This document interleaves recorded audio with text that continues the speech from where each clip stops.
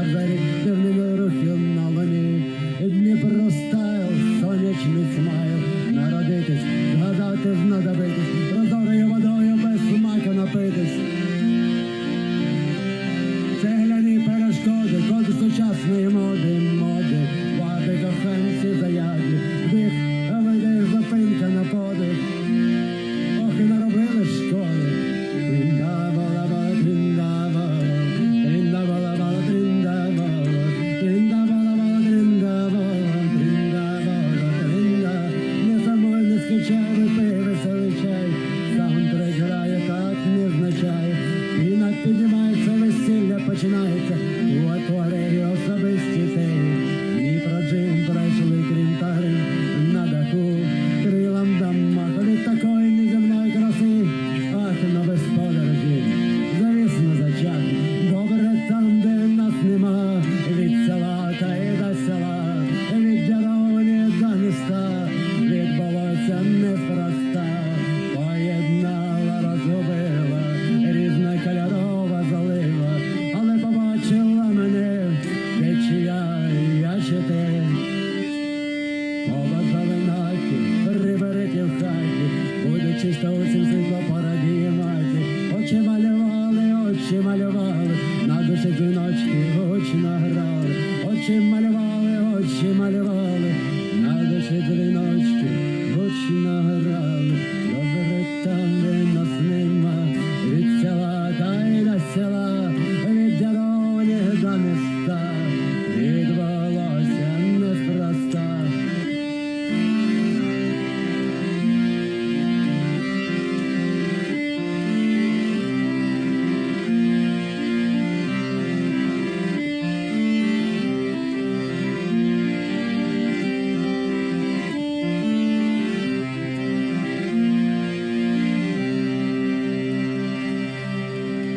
Ой, ти бравий козаченька, нащо тобі рідна ненька, та нащо тобі сестри, браття, якщо в тебе золота багата, золота срібла камінці, зброя, кінь, ременці, муза, муза, муза, челюсть, честь і болі, золото, тобу за любов не продам ніколи. Моя мати, Божя ласка, моє життя дивна казка, як я можу всіх забути, я до золота не прикутий.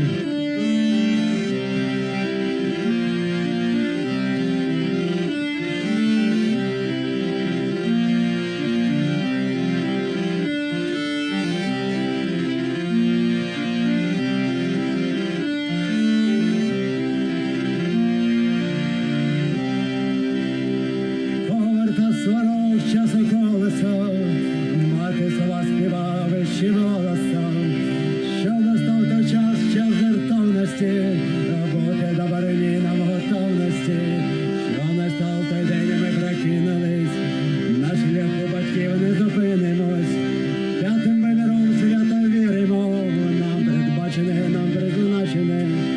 Поверта сварок свято колесо, мати слова співав ще голосом, що настав той час жертовності, бути до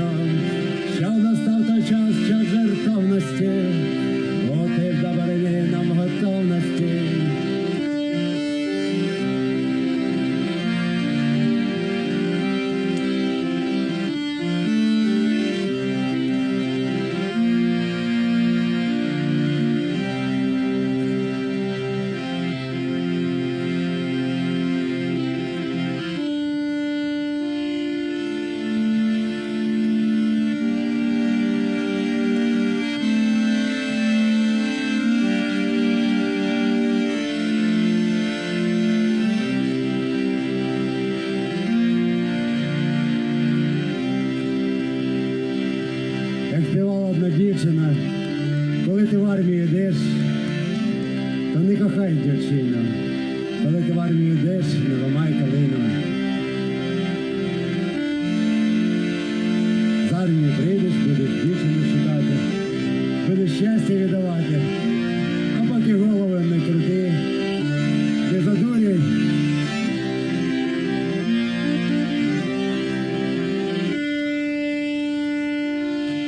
Хоча, кажуть, на нашій землі, коли козаки панували, коли славу здобували, не боялись нікого, ні чертів, ні схід, ні захід, ні північ, ні південь. Але була одна така жива істота, дивна, яка могла козака перемогти без зброї. Це богині, дівчата, які просто своїми очима дивились на козаків, то в нас вдихали, проводжали своїм поглядом, і після того козак просто пропадав. Не міг спати, не міг їсти, втрачав вагу. Козаки питали, що трапилося, чи хтось на тебе погано подивився, а потім розуміли, що то просто козак влюбився. Або його на війну треба було забрати, або козак йшов до хутору, знаходив добрі слова, шукав прикраси і йшов залицятися до гарної дівчини, для того, щоб козацький род не зникав, для того, щоб пташки співали, для того, щоб природа дарувала все, що вона має.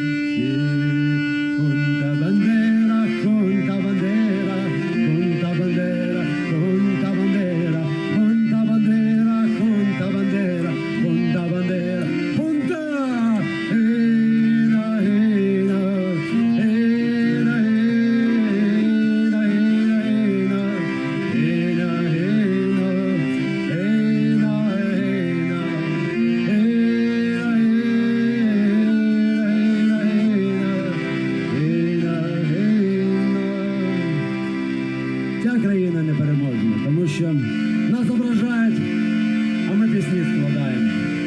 Нас б'ють, та ми танцюємо.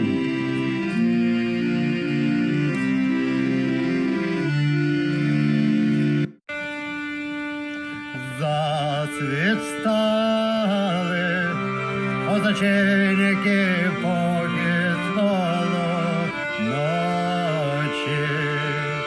Заплакала Марусенька свої ясні очі.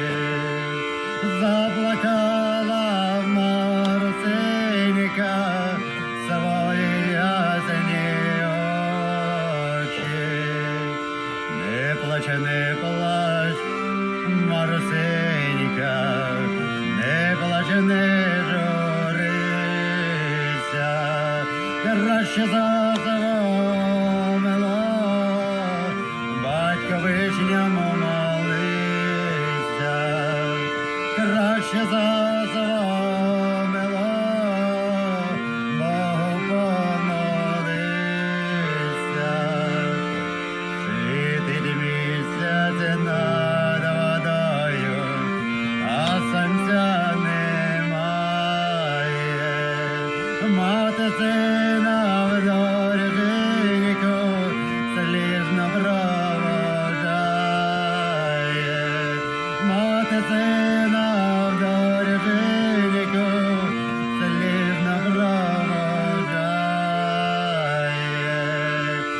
Іди, мій синочку, іди, не варися, за 4 неділинки додому вернися,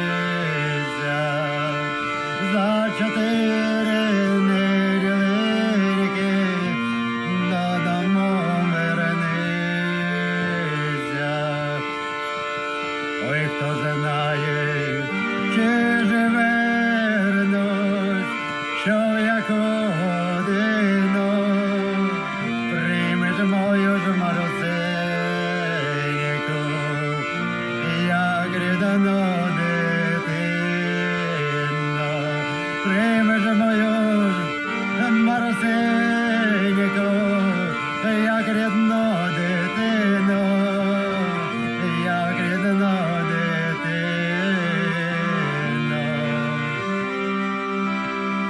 Ой, рад би ж я, Марусенько, ще раніше взяти, та чи ж будеш вона ж мене, синку, шанувати, синку, шанувати.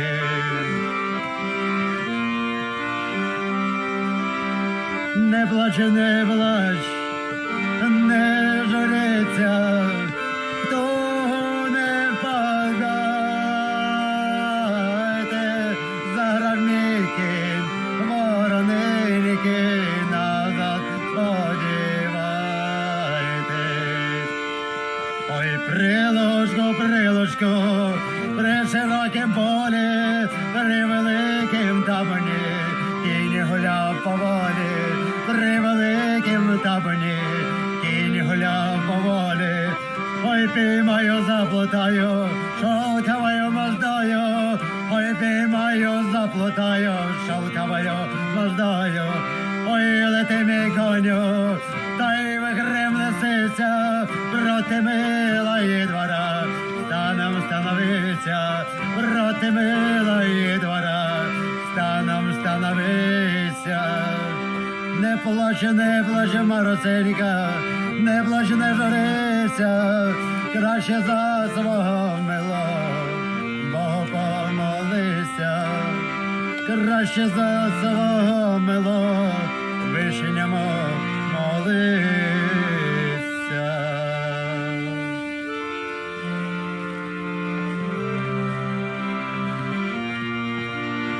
Без благословіння матері та батька козак ніколи не ступав і кроку.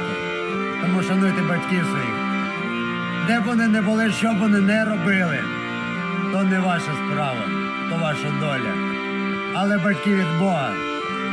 І біля їхніх стіп двері до раю. Тож будьте з собою, будьте людьми, і буде у вас все гаразд. Батько нас ніколи не полишає. Козацьке слово даю. Най буде. Hello, hello, hello. I hope you're all doing well. Today's stream is a little different. I was supposed to be on the front by now filming, but that process got delayed after the death of a French journalist. To be blunt, exactly where I was going to film. They were the first drone death of the war, And so that has, you know, we have switched up some things. 1 second. I think the mic is wrong. Is it the correct mic? No, it's the correct mic. It's the correct. They said he's back, but he has a bad mic. Yeah, I don't have my streaming gear. I don't have it. I was supposed to be back in Kiev today, but that didn't happen. I'll be back in Kiev tomorrow, and I'll be able to do a studio stream tomorrow. But today, this is the mic we have. I'm using the correct mic, yes? Yeah, no. You said it's a bad mic. Hopefully it's not too bad. Hopefully I'm decipherable.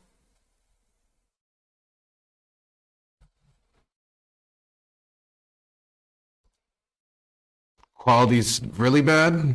How bad is it? My goodness.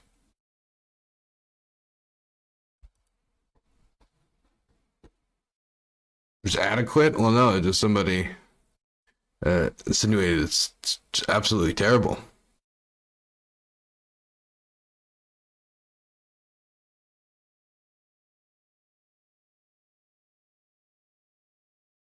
Alan Nix, I'm not going to answer your question because you misspelled Israel as Israel as if you were a child 3 times. So I'm just going to reject that.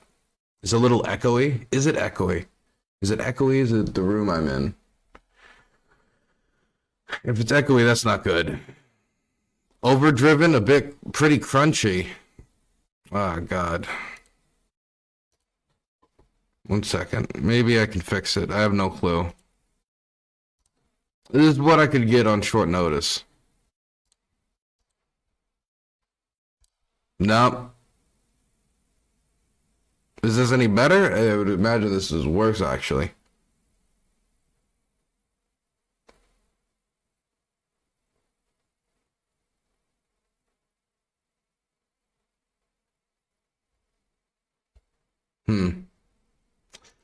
Whatever. Actually sounded a little better. This sounds better than this. This sounds better than this. Really. Getting rid of the noise gate.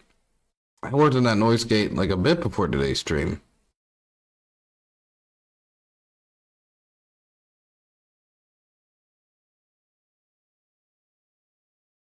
Have you taken up smoking recently? Not recently. Not recently.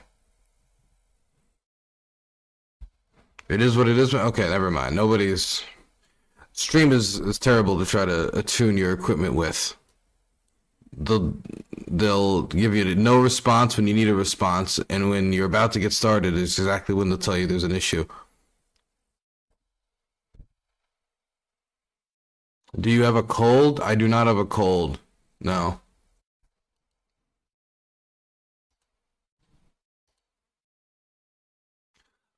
I mean, I don't know if I sound any different. It might just be my mood. I should be out filming right now. I'm not out filming right now, due to, I mean, tragic circumstance. So we had to reschedule some stuff. I'm gonna have to go out without a cameraman this time. Cameraman ain't coming. So it's you know, not to mention we're gonna be going through the first draft of the Korf's documentary soon. It's like 2 hours long. So maybe I'm a little tired, if anything.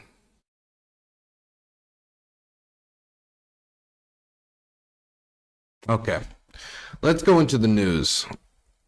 Let's get straight into the news and barrel through it. Because today's stream is going to be shorter since I'm not like set up to stream really. Tomorrow's stream, I want it to be like 6 hours if I can make it that. Because I'm not going to be streaming Wednesday, Thursday, and Friday because I'm going to be on the front line those days. So I need to make up the time. So I decided we just have to stream today. So today we've got Crunchy Mike, and tomorrow we should have a normal stream again. Okay, let's get into it. What do we start with? Trump hinting at tomahawks. Okay, people in chat immediately choosing the news for us. Okay, thank you very much. I don't have to think about anything. That's perfect. That's great as an alternative media commentator, not having to think about shit. My God, it's the entire space, so, you know, might as well be here too. Okay, where is it? Where did I put it? Where did I misplace my tomahawks? I hate when I just drop them everywhere. I hate when I just drop my tomahawks all over the place. My God. Should actually be like right here. Where the fuck is it?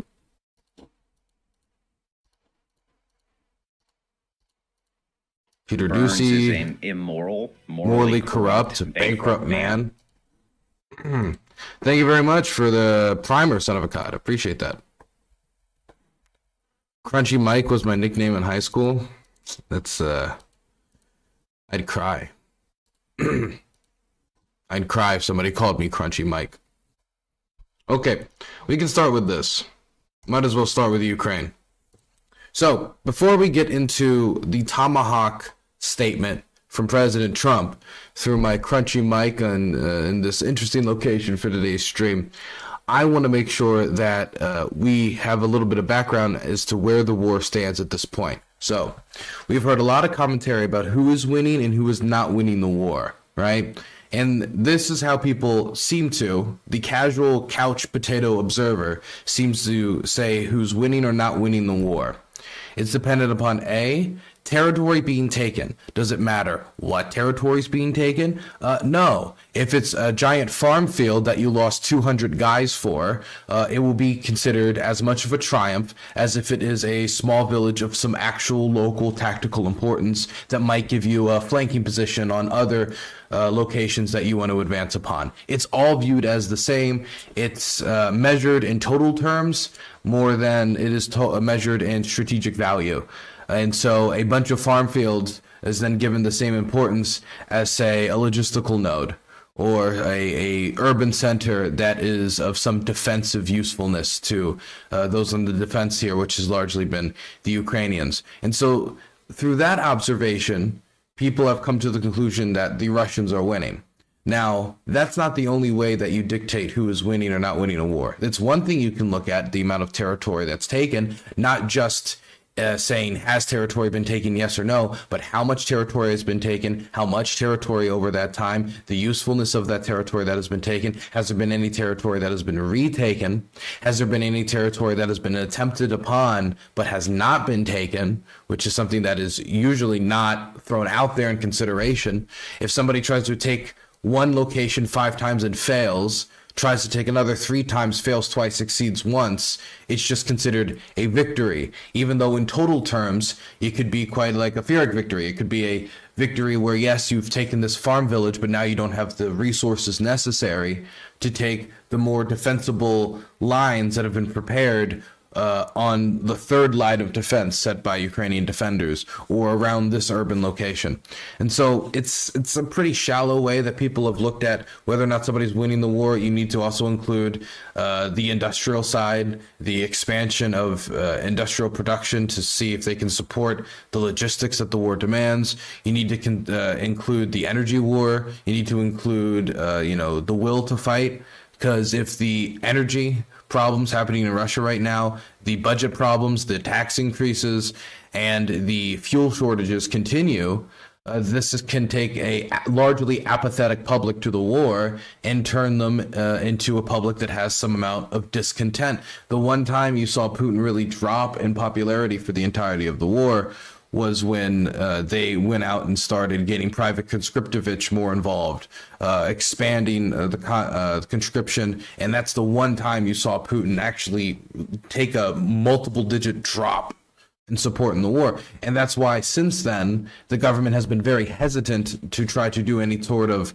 mass mobilization, even if a mass mobilization would make it much cheaper in comparison to the 5,000, 6,000 crazy amount of like monthly pay that they're promising to soldiers that they simply cannot afford in the long term. They continue to go forward with this model, even as it brings diminishing returns, even as it brings older and older conscripts. With the start of this year, 2025, the average age of the Russian volunteer being 50 years old. It raises the age of the volunteers, not the conscripts, obviously. They have problems when it comes to will to fight. The fact is that most people are not volunteering now out of patriotic fervor, but out of a desire to get paychecks, to pay off debts, sometimes to get out of prison time, whatever is possible, where the Ukrainians are much more willing to, hello, you've been conscripted, congratulations, welcome to the war. In fact, this is an issue of some social discontent inside of Ukraine, but the Ukrainians have determined, and this is widely supported in society, with over 60% from the existing polling that is available, that they are supportive of continuing the conscription program, even if themselves they might not go volunteer. So there's a lot of avenues you could look for who's winning or losing the war. Will to fight, the economics of the war, how long the war can be sustained, losses, and how much men are you losing. Because if you have 1,000 men, you lose 500 men, but you take one village, you got to take 3 villages, you have a problem, right? And of course, as we said before, territorial exchanges. So I say all this because I wanted to show you guys this image. You know, it's not the best screen cap in the world. I showed this to my friend before stream. He bullied me over it. He called me many, many, many mean slurs. It was very offensive. But this shows a Ukrainian excursion into Kursk Oblast. This shows Ukrainian territorial holdings in the Kharkiv region near the city of Kupiansk, and how they've been able to hold Kupiansk. It shows Ukrainian territorial holdings in the south of Donetsk that were still present earlier in the year, and it shows the situation in Zaporizhia as it was about a year ago. So this is the situation as it stood roughly a year ago today, and there's the situation as it stands today. The reason that I take the time to start today's stream by breaking down all the ways you can judge how the war's performing isn't because I'm here to convince you that Ukraine's winning, Russia's winning, Donald Trump's winning as always. I'm here just to say that the framework by which people simplistically try to describe one side as winning and part in place of the other is brain dead, and it is done by couch potatoes, most of whom have never been near a battlefield, don't know anything about the war really, and are just simply looking at a statistic every few months and putting it away, and that's their total deep dive into the bounds of the war. Because understanding the amount of losses Russia took to go from this to this, when again, the war was supposed to be in a quick, short burst. If you see that green on the left side near Kiev, that was their march on Kiev when they tried to take the capital. You can see the losses in Kherson. You can see, though, in some areas they've been able to move forward slightly. In the Kharkiv Oblast, you can still see the green from the Kharkiv counteroffensive that still largely those territorial recaptures have been maintained. You can see Ukraine has had losses, mostly in southern Donetsk, as 1/3 of the Donetsk Oblast remains now unoccupied. You can also see that the Russians have completely taken over the Luhansk Oblast, the 1 to 2%, including the Srebrenytsky Forest, which I spent quite some time in with a BMP crew. It was interesting there in the forest, this tiny little strip of Luhansk that was still unoccupied. Now it's been occupied. So there has been territorial gains. But when you talk about the strategic usefulness of what has been gained in this time period, the Kursk Oblast had diplomatic usefulness at the table. When you talk about the gains that they've made in Zaporizhia, it's basically nothing. If you talk about the gains that have been made over in Kharkiv, the largest gain so far has yet to be turned into fruition, and that would be them recrossing over the river, which they've done, and taking Kupiansk, which they haven't done. They're in the north of the city of Kupiansk. The situation has stabilized for now. I wouldn't be surprised if in the future they took it, but the question isn't whether or not if the Russians take Kupiansk, Russia wins the war. If the Russians take Pokrovsk, which they were trying to take winter of last year, and now we're entering into winter of this year.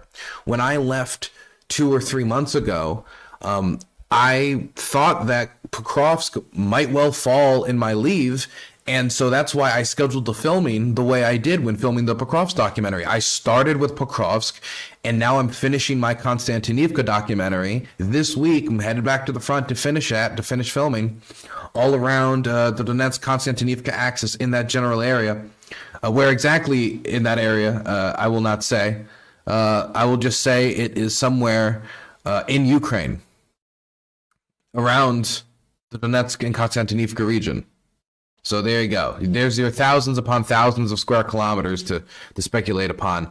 But I scheduled it that way to go back on that axis because I thought Pokrovsk would fall first. Likelihood is that will still be the case, that, you know, if these cities fall, it will be the one to fall first.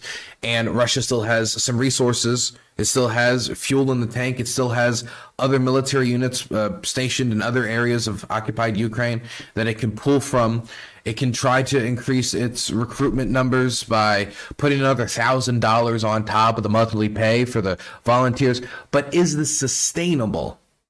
If this is turned into a war of attrition, which at this point I would say it has, I would say the war of maneuver, the last glimpse of an attempt at it was probably the 2023 counteroffensive. Everything since then, it has been largely a war of attrition. The only exception I would throw out there would be the excursion in the Kursk Oblast, but that was, I would say, isolated. And the resources that Ukraine would need to do something like that again at a larger scale to turn it into a war of maneuver, I am not convinced that they have. And the Russians have not shown the ability, even if they were to pull upon other resources like, you know, conscription and stuff, to engage in that war maneuver yet. They tried something in the Sumy Oblast. It did not go well. They tried something in the Kharkiv Oblast. It did not go well. They've tried some larger scale mechanized offensives. It did not go well. And so they've largely resided themselves to soldiers covered in thermal blankets crawling across farm fields, trying to build up 6, 7, 8, 9, 10, 11, 12 infantrymen into a tree line before they charge against the bubbles that dot the country line, dot the front line of little Ukrainian emplacements. Because most of the front line isn't really a traditional, I guess you could describe as front line as people imagine in the World War I style descriptions that you get, but really a bunch of positions dotted across the front line that are supported in between by essentially a wall of drone cover. And quick response teams that if there is some sort of limited breakthrough or penetration, which I think is probably the best describing word, for example, what happened around Dobrpila before it was, quickly jumped upon by response teams, you know, those quick fire response, firefighting brigades, you know. I remember when I was talking to one of the commanders of the convict soldiers, he described them like firefighting teams. Essentially, wherever the fire starts, they're sent in to clean up the fire. That's what the Ukrainian front line has developed into. So if you judge it from that position, then you could say the last year of Russian gains obviously have been painful for Ukraine. The losses have been painful. The cost has been painful. And there have been locations that have been lost. Kurakove, obviously, it's going to be painful for the people there. Constantinople also, you're talking about southern Donetsk. I spent time there. I filmed civilians evacuating from there. It's very sad. But we need to talk about like strategic usefulness if we're talking about a war, not just the humanitarian side of it. And these are not strategic behemoths. They're not. I mean, the biggest, I would say, real strategic, not tactical, but even I would say thing that's closest to a strategic gain that the Russians have made territorially in this time frame would be the crossing over officially from the Donetsk region into the Dnipro region. And all of the other locations that are now thrown into peril due to the fact that they are able to move into the Dnipro region. Not Dnipro city. I've seen some people hear Dnipro region. Again, these are armchair commentators who cover every topic in the world and decide to drive by Ukraine while reading the headlines. I've heard a few of them say, oh, Dnipro city is, Dnipro's about to fall. They're on the very, like you can even see it here. They're on the very border of Dnipro region. Like just on the border, crossing over. But this, it throws into peril like the advancing Russian forces, like Hulepole. It throws into peril Pokrovsky, which is an actual logistical hub, not Pokrovsk, different location. A logistical hub about 15 kilometers from Russian positions there. So that would be the biggest strategic gain, but that strategic gain is they've entered a region which opens up possibilities. Not that they've achieved these things, but that they've opened up possibilities. So when you think about the amount of personnel that Russia has bled through over the last year, the will of the Russian public to continue the war, which, while so far it astounds the soul how much the Russian public is willing to put up with for this war. A year does not pass by without stress. Not only on the economy, making it harder for people, but also on the loss of life. You know, people do not lose their children and their sons without some amount of moral and social and emotional burden. So I would say that the territorial side of the Russian advances over the last year, I mean, they advanced, but they didn't capture anywhere of large strategic importance. And the question is whether or not before the end of this year, they're going to capture cities like Pokrovsk and Konstantinivka, which were the goals for Russian advances last winter. And so if we're still talking about the same 30 to 50,000 population density size urban locations that we were talking about a year ago, then I don't believe Russian commanders are excited about the rate of advance. And when I watch Russian state TV and I see some people bringing up, within 100 days, we're going to be passing the length of the Great Patriotic War for how long this went on. Has this made it better for society? And I'll see all these responses and all this pushback, because the idea on these programs is you build up the idea that somebody might be thinking at home, like, has this been worth it? And then you tear it down. Before they even started engaging the teardown process, the first thing out of the pro-war bloggers' mouth was, while yes, the advances have certainly not been anywhere near the speed that we wanted. Okay. Now, this wouldn't be a problem if Russia was the boundless, endless ocean of manpower and resources that fairy tales and Twitter threads seems to imply. But they're not. They're a nation like anyone else. They have a third of the population the United States does. They have resources, so does many other countries, including many other countries that support Ukraine. And as long as they're not willing to tap into that apathetic public to fill the ranks of the armed forces, which is this threat that has been bounced around for the last 3 years, anytime Russia, runs into any military difficulty, then this is not a endless fuel tank. This is a country that can run on empty just like any other. And so I think that all of this is important in the context of this recent statement from Donald J. Trump on the Tomahawks. Let's pull this up. Oh, wrong thing. Oh, wrong thing again. This is interesting, though. Did you guys see this? This is a Ukrainian soldier defending his position with a Steam Deck, sponsored by Valve. Ответочка пошла, да? Давай повоюем, демон. Давай.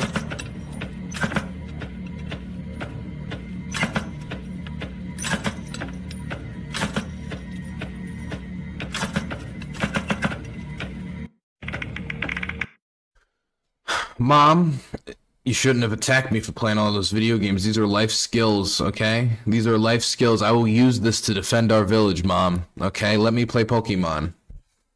Now look, here is Donald J. Trump talking to the press. One of the members of the press asked Donald J. Trump, hello, we know that Zelensky has asked for Tomahawks. We know that the United States is in discussion with the Ukrainian government over providing Tomahawks. Is the U.S. government going to provide Tomahawks? Now, I am of the belief that we're not. The reason I say I don't think we're going to do this, I touched on this briefly last time, but I want to touch on it in more detail now.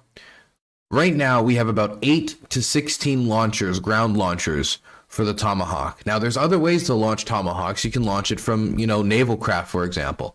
But the problem is the Ukrainian Navy, and now I say this as somebody who's embedded with the Ukrainian Navy before, They don't have a lot of ships that could. And if they do, those ships obviously would be under certain risks if they tried to get in locations that they could, especially, depending on some of the energy infrastructure that is the purpose of providing this type of weapon to them in the first place. So likely, right now, I'm not going to pretend that Ukrainian ingenuity cannot open up new possibilities, unseen ideas, as I am not an engineer. Okay. I was a Lincoln Log kid, less a Lego kid. There was too many pieces. I think a ground launch system is probably the likely scenario if we were to provide it. But with only 8 to 16 launchers in the entirety, and 8 to 16, it's probably 8 to 12, but some number in there, right? Say 10, 11. How many of those launchers are they going to want to provide to the Ukrainians? And let's say we provide them with 2 and then they lose 2. What are the Ukrainians going to do? They're going to come back and ask for more. And if we only have 10 launchers and we just gave 20% of our supply to the Ukrainians and then they blow up, as might happen, as you would expect to happen on a battlefield where the Russians are doing everything possible to try to stop the pressure on their oil refineries after having over 20% of it taken out and disabled by Ukrainian drone attacks, after all these bombings that have cost them immense money and repairs and shortages, and the stopping of fuel exports to try to stabilize the domestic economy. They're going to do everything they can to take it out. So then they take out these 2 launchers. What's Trump going to do? Is Trump going to send 2 more? And then it's going to be, we've sent the Ukrainians 40% of our fleet. We can try to make more, but that takes time. Those are contracts that would have to be fulfilled, that I'm sure would be after contracts that would have to be negotiated. And so I just don't think that Patriots Patriots already made sense. We already sent Patriots, but Tomahawks make sense. Tomahawks are just the weapon that people are naming because it's the weapon they know. There are other options for longer range missiles that could be sent, that could be used to target Russian energy infrastructure, which is the pitch to the Russian government, that we're doing this to target Russian energy infrastructure so the war can be shortened, so the war does not carry on, so the war does not go on and on and on and on and on. So I think if anything is sent, it's going to be maybe some Cold War legacy system. Maybe it will be a other type of missile. But whatever long-range system that is sent, I don't think it will be a system that has a limited supply of launchers. And if it is, it's going to have to be some old war legacy system that I cannot think of right now, that has already gone out of fashion and therefore we do not need. Now, that's why I expected there to be no Tomahawk announcement. And there was even some reporting in advance of this statement from Donald Trump that the Tomahawk decision was unlikely from some inside officials. So everything in my mind seemed to point towards the idea that we weren't going to send the Tomahawks. That doesn't mean we're not going to send anything, but we're not going to send the Tomahawks. Then Donald Trump said this today. Decision on whether to supply Tomahawk missiles to Ukraine or sell them to NATO and let them sell them to Ukraine. Yeah, I've sort of made a decision, pretty much. If you can. Okay, so the question is, because it's kind of hard to hear, but have you made a decision on whether or not you're going to send the Tomahawks to Ukraine? Missiles to Ukraine or sell them to NATO and let them sell them to Ukraine. Yeah, I've sort of made a decision, pretty much. If you consider, I think I want to find out what they're doing with them. Yes. Where are they sending them? I guess I'd have to ask that question. That war should never have started. And then he goes into his usual spiel, war shouldn't have started, Biden war, you get the idea. But that's the important part. That's the policy. And thank God there are brave souls out there who edit this stuff down, because this was actually part of a 40-minute press conference as part of infrastructure investments in Alaska. And 4 minutes into it, I watched it, and 4 minutes in, just off. Alaska, goodbye, Alaska. Hello, every other topic. And it kind of, it goes all over the place, as is the case. But, we got this little cut. So from the way he responds here, he responds, I've pretty much made up my mind. We're now just talking about what they're going to do with it and where they're going to hit. Now, this could be in reference to a few things. What I think it could be in reference to is currently for the launch of long-range missiles into Russia using American tech. And that's an important distinction. Not American weapons, American tech. Meaning that if the British Storm Shadows have to be approved in this way too, French Scalps, and anything sent by any other European power that uses American tech, which is quite a bit. My God, there's one fly in here that's harassing me. I need air defense systems right now. Any American tech, they can do export controls. And they actually did this to a bunch of Abrams that the Australians were literally going to blow up. Were going to destroy because they did not need it. They were going to do munitions disposal. The Trump administration early on blocked it in order to put pressure on the Ukrainians, not to add fuel to the fire, as Hassan used to say. Anyway, so they can restrict those from being sent, and Pete Hegseth has been in a position where he is directly okaying or saying no to launches into Russia against oil infrastructure and such. And it has been reported that there have been times where they said no.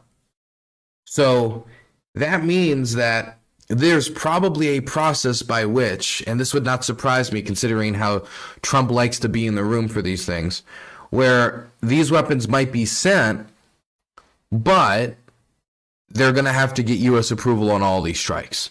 Meaning that there's not going to be a situation where the Ukrainians get these missiles and the Ukrainians, at a time of their own choosing, can lob them at Russian infrastructure dependent upon what they think will cause the most pain in order to bring the war to a conclusion. Instead, it will be what they think will cause the most pain after the Trump administration agrees, and it's not something that could, say, hurt America's national interest.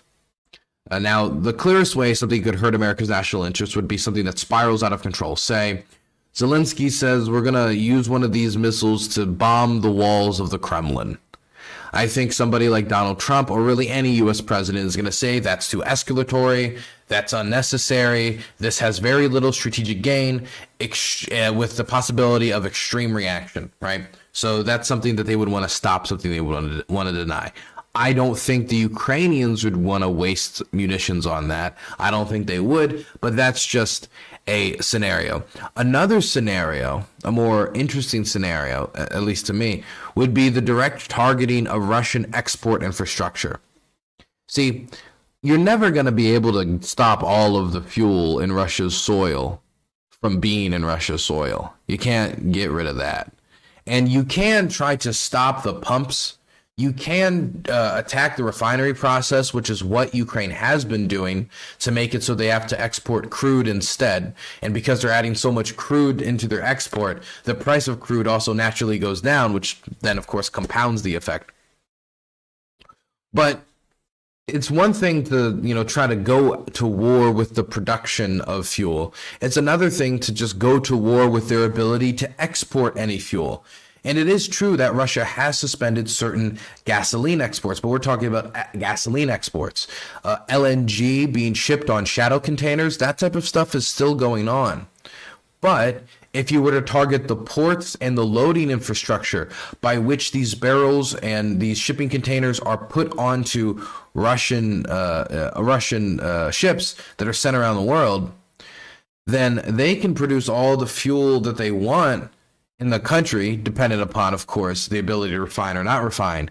But if you can't export it, then you can't sell it. Now, there is, of course, the possibility of having like physical infrastructure instead of these, ports, like, for example, pipelines. But the pipelines into Europe, they still give some return to the Russians, while, they used to export 40%. Now they export 19% of their energy exports to Europe. So still a sizable portion. Hungary and, of course, Slovakia being the most known consumers of Russian energy and the most unrepentant consumers of Russian energy and funding the war effort. But that is a investment that's getting diminishing returns as more and more Europeans turn away. And there is no physical infrastructure that could give them the sales in Asia to India to China to make it up. There is ideas about it. There's this idea of the Siberian pipeline between the Chinese and the Russians, but the Chinese understand the diplomatically difficult position that the Russians find themselves in. And no matter how much you want to talk about BRICS, no matter how much you want to talk about, I don't know, multipolar solidarity or whatever you have in your head, the Chinese want the best price they can get on fuel exports. The Chinese have their own economic problems, and wherever they can take advantage, they believe they'd be fools not to. And so what they say to the Russians is that the Russians need the Chinese to buy their export a lot more than the Chinese need to buy Russian export. So you need to make it worthwhile for them. Therefore, we want to buy your fuel at a discount. Okay? That's how the Russians have just had to go about things. But the Chinese also want the Russians to be the one to put in place the infrastructure for that pipeline. So that means they're the, gosh dang, this one fly, I swear to God, one of these days we will establish deterrence against these flies. They are the ones who have to build the infrastructure, put it in place. And the Russians simply cannot afford to do it at this point. The Russians have continued to negotiate with the Chinese, and it has gone nowhere. So where does that leave us? Well, that leaves us with a vulnerable economic position for the Russians geopolitically when it comes to their trade due to the sanctions policy, vulnerable because of the targeting of refineries, vulnerable because of the fuel shortages domestically and the ban on gasoline exports, and vulnerable due to the possibility of further tightening of restrictions on the shadow fleet, the interception of their shadow fleet craft, and the possible continued targeting of their export infrastructure as well as the refining infrastructure, not only with the ever-expanding Ukrainian drone program, but something that would really be a problem for the Russians, American missiles. If American missiles are provided that can go 600, 700, 800 miles, something of some length that can reach deeper and deeper past Moscow towards the refineries that keep the Russian energy companies afloat, towards the infrastructure that allows them to finance the war, well, then the Russians are going to be in a difficult position. One that, in Trump's view, might be a lot more amenable to the idea of a short-term to medium-term solution. Long-term solution, I think that's something that would require maybe more on the battlefield. You would hope they'd be ready for a long-term solution, but, hope in one hand, crap in the other. I need a no-fly zone. That's exactly what I need. I need a no-fly zone. The question really is, though, quantity. And this is also why I didn't think we were going to give the Tomahawks over to Ukraine. We just simply don't have the quantity in launchers. We'd have to give them quite a sizable portion of our launchers that doesn't make sense depending upon what they've said about what we need for the future of American defense, the restrictions, how our stockpiles are running low, and on the blocks on aid to Ukraine, dependent upon review by the Pentagon twice, even though there were other times that they attempted it that was blocked. And these times, I'm not even saying that Trump decided these. These could have been decisions made under his nose. In fact, I suspect that Pete Hegseth was making these decisions independent of the President of the United States. At least that's how it behaved, because when Trump was asked about it in public, he said he didn't even know. And as much as Trump might be, wheeling and dealing, he might know how to scheme, I don't think he wants to look like a fool in public. Knowingly.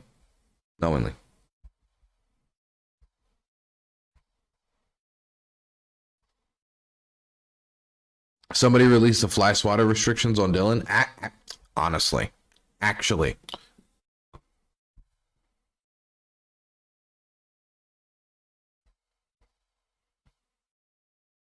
Your AC isn't running, turn it on and it will leave. Flies hate forced air. Well, if the flies hate hot air, then I've got plenty of supply here, okay? I am a streamer. That is my specialty. Also, bad news.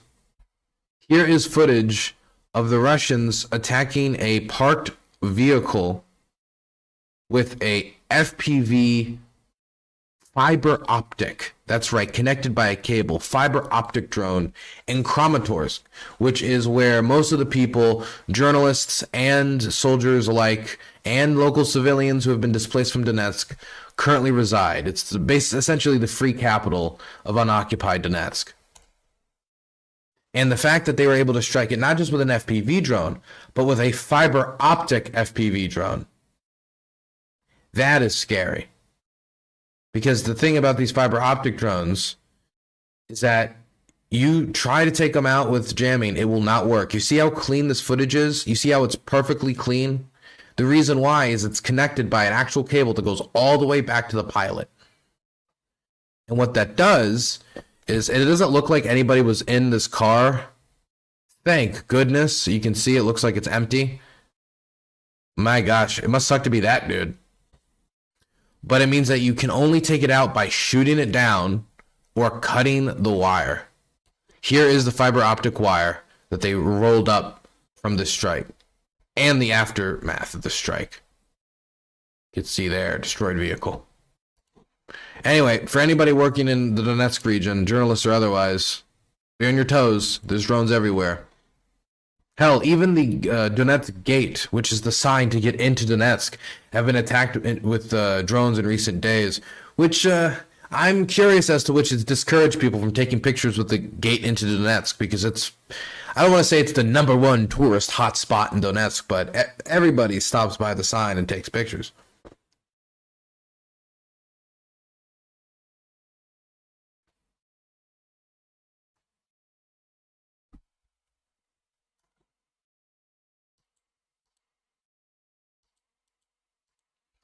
AI says U.S. has no ground-based vehicles that could deliver at this moment. I don't agree with that. I would imagine that there's not anything that you could feasibly deliver at this moment, i.e., that would make sense for the U.S. Army stockpile. Then again, like, if they have 12 and we give 1 or 2, we could survive, especially if we get other contracts to, like, replace them. But then we're running on a thin line there. I would hate the scenario to be the Ukrainians lose 1 of their 2 launchers, or God forbid both, and then they go ask for more. Trump says, I can't believe you lost it. Oh, the Russians were right. What they said about you is right. You got to buy another. You have to buy another? I mean, sorry, we just don't have the supply. And then it's not a question about another system that might have more plentiful launchers that they could easily buy more of. We're now talking about Tomahawks.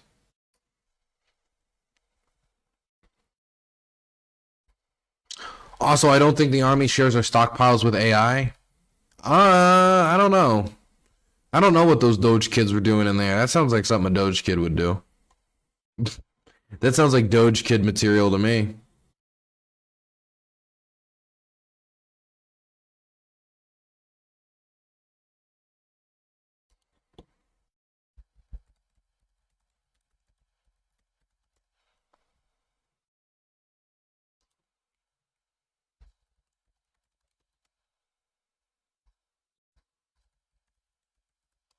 Okay, next topic. Next topic. You know what? Since we're already on Ukraine, we'll stay on the Ukraine kick for a little bit longer. Did you see that Putin commented on Charlie Kirk's assassination? Now look, Vladimir Putin, he's a KGB guy. He knows media. He knows how to play and pit people against each other. And I remember at the start of the invasion, he had this 1.5 hour long speech. I would recommend people go back and watch it. If you haven't since the start of the war, it's always interesting to go back and listen to it now, considering how he sounded when he thought this was going to last like a week versus how he sounds now when he talks about the war, or how he even sounded 6, 7, 8 months into it as the rhetoric changed. At the very start, he used the invasion speech to not only talk about, why Ukraine can only exist as part of Russia, and if it doesn't exist as part of Russia, it can't exist at all, and he's making all these statements. He also wrote that in his essay, like roughly 6 or 8 months before invading. So something that's been on his mind for quite some time. He mentioned J.K. Rowling. J.K. Rowling? Why is he mentioning J.K. Rowling, the Harry Potter author, in a speech about invading Ukraine? It was because he knew that J.K. Rowling was involved in some way in American culture war politics over the issue of like trans people. That J.K. Rowling is very much a trans exclusionary feminist, does not believe that trans women are women, excludes them in her mind from the feminist movement, says they can't be part of it, that they're making mockery of women, making mockery of women's spaces, that they're intimidating women. This has been her position for quite some time. Obviously, if you're a trans person, that can be quite upsetting. And so that has become a cultural war topic of sort. It's cultural war topic insofar as you care about J.K. Rowling, insofar as you maybe play a Harry Potter game or read a Harry Potter book and have to say, well, I understand this money goes back to her, but like, yeah, I don't really, I just want to read my book, or, oh, I don't care, I like it. Trump voting 67 MAGA conservative, love the Harry Potter books. Yes, ooh, Dumbledore. Right, that's his name. I read 2 pages of Harry Potter books as a kid, and I can tell you exactly what I thought. I said this was gay, and I shut it closed, and then I stopped. That's not me trying to be mean, essentially considering later revelations about myself, but it was just not for me. That's exactly what 13-year-old Dylan thought. Anyway, why would Putin be talking about a book series that, in my own words, gay? Why would he be doing that? Well, the reason why is he wanted to take conservatives who think these things, who thinks that, Harry Potter's integrity must be protected, J.K. Rowling, the left just freaked out about J.K. Rowling. If he can get them to think, wow, Putin's a reasonable guy. If he's reasonable about this, maybe he's reasonable about that Bucha thing. Maybe he's reasonable when it comes to the kidnapping of Ukrainian children and trafficking them out of the country. Maybe he's reasonable in starting the largest war in Europe since World War II. Maybe he's reasonable in all these other ways. Right? Now, you would think, you're going on 4 years now, he's been trying this gimmick for a long time, even before the Russian invasion of Ukraine. Grown adults have had time to evolve and see very clearly that he's pandering. I mean, if Barack Obama came out, during the 2008 campaign, and he came out in a big straw hat, and he had like a AR-15 slung over his shoulder, and he came out and he said, my goodness, the Dixie Chicks, more like the un-American chicks, right? If he came out and did that, it would be clearly anybody could see he's pandering. He's pandering. He's trying to see if maybe he can make some people think that he's not as unreasonable on this, at least to what they believe. And so maybe you could sympathize. It would be very clear to see.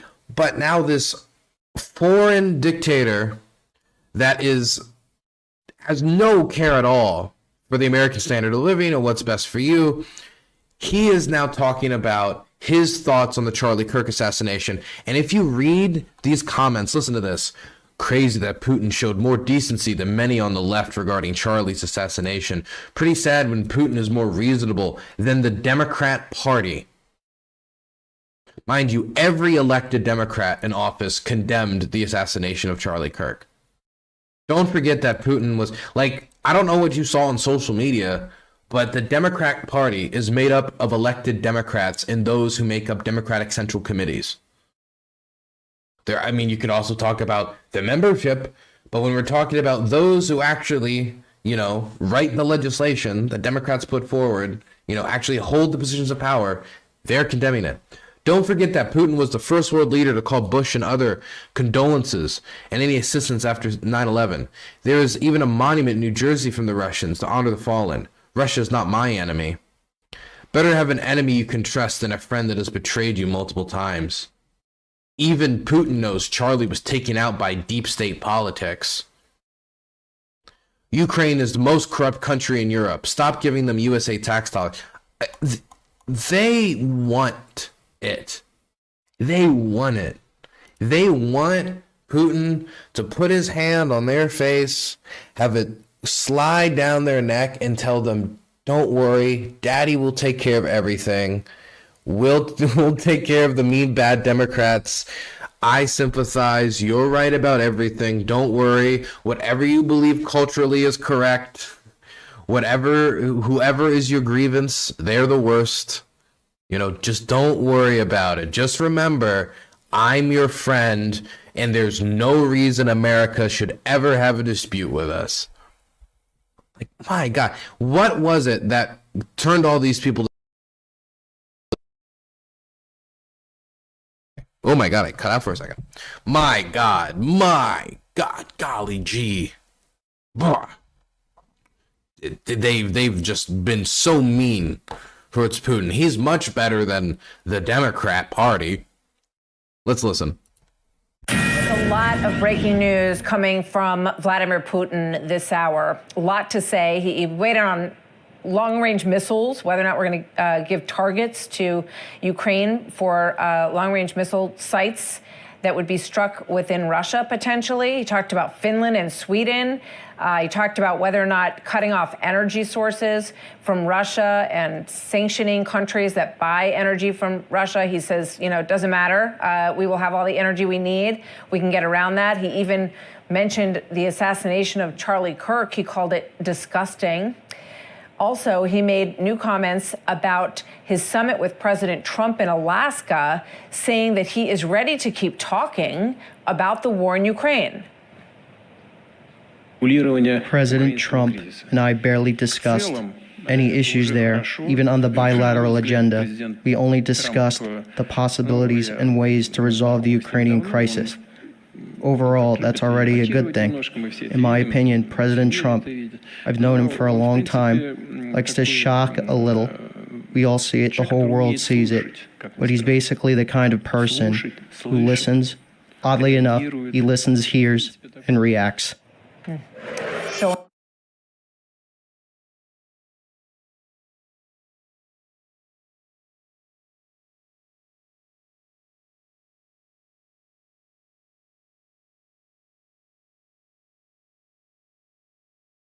this microphone is working sometimes, and other times it is deciding that it does not want to work.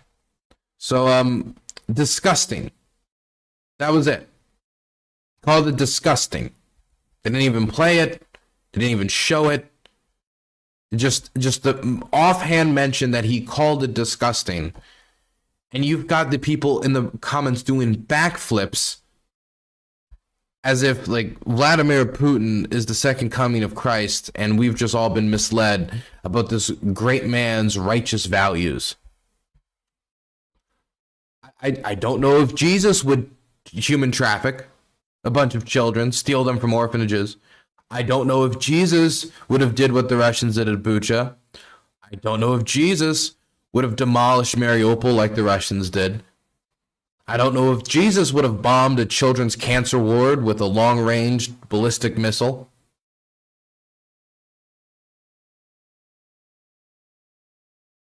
I believe it was a Kinzhal. It was a Kinzhal. That one went over my apartment. I don't know if Jesus would have done any of these things. There's nothing, like, he doesn't like queers. He stands next to a church. Not that he is a godly man, the amount of corruption that him and his church cronies engage in. There's a reason why Kirill had to edit out of his photograph his expensive watches that were only caught because of the reflection in his desk. That isn't a church that you stand by. That is a church that you knock down every single leader in until you put people in there who care more about faith than they do about stuffing their pockets. He has used the church as a weapon, a political weapon, a weapon of war, having the head of the church say, if you go to Ukraine and you fight Ukrainians and kill Ukrainians and die, you go to heaven. Painting it as if it is a holy war, even though you're fighting against people who basically worship largely in the same exact ways you do. for the actual religious in both countries. Even if there's questions about, control from the church in Kiev or control from the church in Moscow. But of course that question was going to arise when you turn the church into a political entity that you use for espionage and propaganda purposes. And all it took was him just saying disgusting. Nancy Pelosi could say it doesn't matter because the partisan war has already characterized her in that way.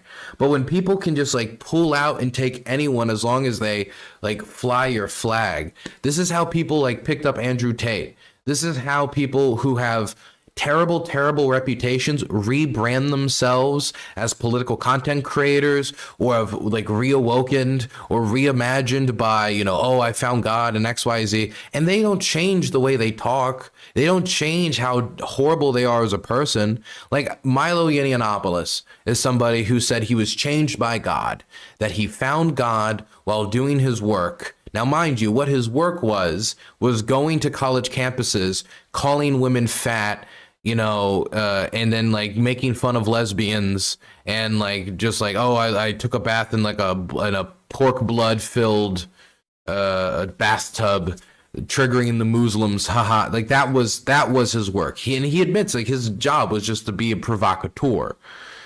Now, he then goes on to a podcast called The Drunken Peasants, and he says that maybe a priest diddling boys is not too bad. And he says that in fewer more words than that, but you can go and listen to it. You can talk about how he justified it in his mind. Oh, he was abused, so therefore he justified it, and it's very tragic, actually. Well, at the end of the day, however you get there, you should not be in public justifying priests touching little boys is not that harmful, right? That's not good. And what does he do after that? After everybody distances themselves from him because no one wants to be associated with that. They wanted to be associated with how he talked before. They wanted to be associated with him comparing black comedians to gorillas or any of that. They wanted to be associated with that when he was just going out there being offensive for being offensive sake. But now that he's gone out and said that, okay, now he's gone a little too far. And I will say, yeah. What does he do? Well, he goes and he starts selling merchandise on Christian networks. He goes on Christian networks, announces that he has been healed, announces that he has been reawakened by Jesus, that he is no longer a homosexual. Mind you, when he says all the stuff that, God has done and transformed, that's what he focuses on. It's not I went to God and he explained to me why you don't diddle kids, okay? Because whether it's a little girl, little boy, don't diddle kids. Diddling kids is bad. Don't diddle. I'm against it. So, but no, he doesn't focus on that. It focuses on the fact that he's a homosexual, right? And the things that would attract somebody to, a 6'7" fellow with a big schlong is a little different than what would make somebody, I think, prowl around a playground. The physical attributes to personality, to everything. And so to try to pivot off of an instance where he was justifying that abuse of power over young people, to be well, I'm no longer homosexual. Nobody really gave a fuck about him liking men or not liking men. Nobody. In fact, when he was talked about in the conservative movement, it was almost look how welcoming we are. We allow that one in. Right? Come on, guys. That's how it was talked about to me, at least. Oh, come on. We conservatives are very welcoming. We welcomed in that one. Okay. We also welcomed in the other one, Caitlin, whatever, the runner. So it's a weird pivot because the problem was the children. The problem wasn't the homosexuality, but that's what he transformed off of. And now what I see when I see Milo Yiannopoulos reintroduced into the political sphere. He's on social media, he's posting like crazy, getting millions of views. You know what I see? It's just him going around throwing slurs at people. It's just him being the same old offensive, flamboyant queen that he was before, just with more slurs attached. You know, I guess it's like, was it Lucky Charms more marshmallows is what it feels like. Like, it's the same cereal, you just added a few more marshmallows. I mean, he's still as gay as ever. If you look at him talk, if you look at, I don't want to be that guy. I mean, he's still just like, look, okay, I have a gaydar, and like, I also do a little bit of metal detecting sometimes at the beach, and the same sound that thing makes when I find like a handful of coins, or, you know, some like piece of jagged metal, is the same sound that rings in my head anytime I look him. If I look at him on TV, look at him on a podcast, look at him anywhere, he's still as much of a queen as ever. He's just now in the closet, deeper into the conservative movement than ever, after having done the ringer, selling statues of the Virgin Mary on telecast networks. So this retransformation, you know, of these like gross people, as long as they can carry your flag, is very permissible. Very permissible. I don't know how we went from Putin to a different type of queen. Putin and Milo are just a couple of queens, aren't they? Just a couple of misunderstood queens. You don't understand.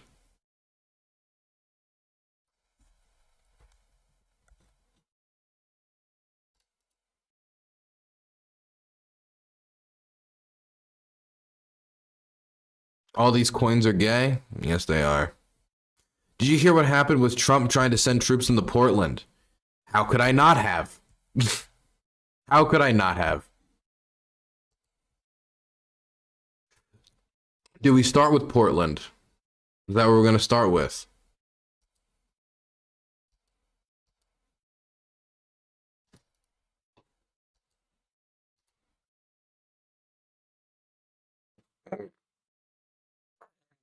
Yeah, we can start with Portland and Trump's war from within, huh? We need to get rid of Stephen Miller. He is the cause of all this. No. I mean, I think Stephen Miller, as Deputy White House Director of Policy, was it? I forget exactly his official role that they put him in. But, he has influence. He certainly advises the president. He certainly pushes policy forward. But I think getting rid of Stephen Miller would not change all of this. Donald Trump is the person in charge. Donald Trump sees what's going on. Donald Trump chose him to come back into his administration after he served in his administration previously. I don't believe he's confused as to who Stephen Miller is. So I don't think the problem is even necessarily Stephen Miller, even though he's part of the problem. The problem is those who put Stephen Miller in a position of influence over others. Anyone. 7-Eleven manager would be above what I would probably give him.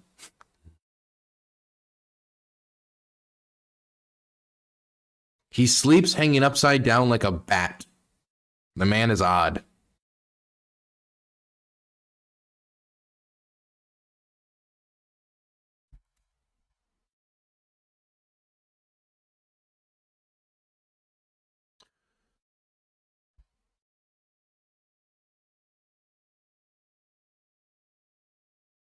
Okay, let's get started. So, Donald Trump wants to send troops into Portland, Oregon, which has been blocked by a judge twice. They've put that into the appeals process.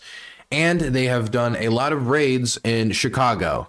They've detained probably 1,000 immigrants in this process, dictating the Operation Midway Blitz, blitzkrieging over into there and grabbing all of the undocumented people out of the city of Chicago. And they've engaged in some pretty high-profile raids during that process, which has caused a backlash, including a raid of an apartment complex where 37 people were arrested, and four American kids were separated from their parents. Now, these are American kids who are children to undocumented parents. Now, it seems that in this apartment complex, there was no distinction between citizen and non-citizen. The people who were arrested and taken out in zip ties, according to local witnesses, included all of the inhabitants of the apartment building, meaning if you were a citizen or not a citizen, you were getting detained and zip tied, and children. Let me read you a witness statement from one of those who saw this raid take place, from Ebony Watson. After they heard flashbangs go off that were thrown into the apartment complex. They were terrified. The kids were crying. People were screaming. They looked very distraught. I was out there crying when I seen the little girl come around the corner because they was bringing the kids down too. Had them zip tied to each other, Watson told WLS, with recalling trucks and military-style vans were used to separate adults from their children. In its statement addressing the raid, DHS noted it was still gathering information about those arrested due to the size of the operation and will provide more information. Federal law enforcement officers will not slide by and allow criminal activity to flourish in our American neighborhoods. Now, what they alleged was that this was a Trinidad location. That's what the government alleged. Now, of the undocumented people that they arrested, and they arrested dozens, they say one is a confirmed member of a gang. So there was criminals in here. We do know that. They say even that one of the children, one of the four children, so one of the four that were separated from their parents was also when somebody who would be a gang member or is described as a gang member in the report. But along with the gang members, along with the people who were out on warrants from stuff, there was like a few citizens on warrant, I believe. There were a bunch of people who had no warrants out for them, and mostly undocumented, but otherwise non-criminal people. I.e., these are not people going out and participating in violent crime or dealing drugs. I think they were able to get one person who at one point had a misdemeanor drug charge, I think, for the undocumented people. So it could have been a joint, could have been something harder. Who knows? Why is it that they can just take everyone out of an apartment like this? I mean, the people that were not criminals, they were taken, zip-tied, brought out, and they were released roughly around 3 a.m. Think about that. It's the middle of the night. It was like 8 or 9 p.m. They kick down the door, and for the next 6 hours, you need to be going through with the police after no warrant was shown for your apartment. No judge said that you are a criminal or that you have some suspicion of committing a crime or XYZ. And now you have to answer for the crime of living in a building that has a gang member in it. Now, look, if they found dangerous gang members in this apartment complex and they arrested them, good. If they found people that were a danger to the community and arrested them, good. But in the process of doing that, we should not be violating the rights of other people. There's a reason why stop and frisk as a policy was done away with. There's a reason why. And the reason is, if you are a law-abiding citizen, you should not be brought under undue force for crimes that you did not commit, but crimes somebody else committed, or in order for them to go after other people's criminal activity, now everybody's up for grabs. Oh, we heard that there could be somebody with a gun in this apartment. Now we have to look through every single apartment, every single window, we need to smash the windows. There were broken windows. If you look inside these rooms, it looks like an army ran through it. And from people who witnessed it, they describe it similar in that style as well. And when you've got raids like this happening not only here, but in other locations as well, the reputation of ICE has taken a gigantic plummet. During first-term Trump, and this was with Trump's rhetoric around immigrants during his first term, we understood who Trump was the first term. Net neutral opinion of ICE. That was the American perspective. Now, the numbers I've seen are -15. -15. Mind you, those are month-old numbers. I would not be surprised if at this point the numbers are worse than that, especially as more and more of these videos come out. And the ways that they are going to make these numbers that Stephen Miller and those in the administration are demanding are getting more and more loose. At first, at the very start, you saw a bunch of reports of violent drug dealers or criminals who are undocumented getting snatched. But after that first week or two, they realized that there wasn't just like an unrestricted tap of violent gang members that the Biden administration was just leaving in a bin basket somewhere that Trump could just pick up and throw out of the country. That if there is other undocumented violent criminals, the reason they haven't been caught is because they haven't been caught, either committing a crime or arrested, period.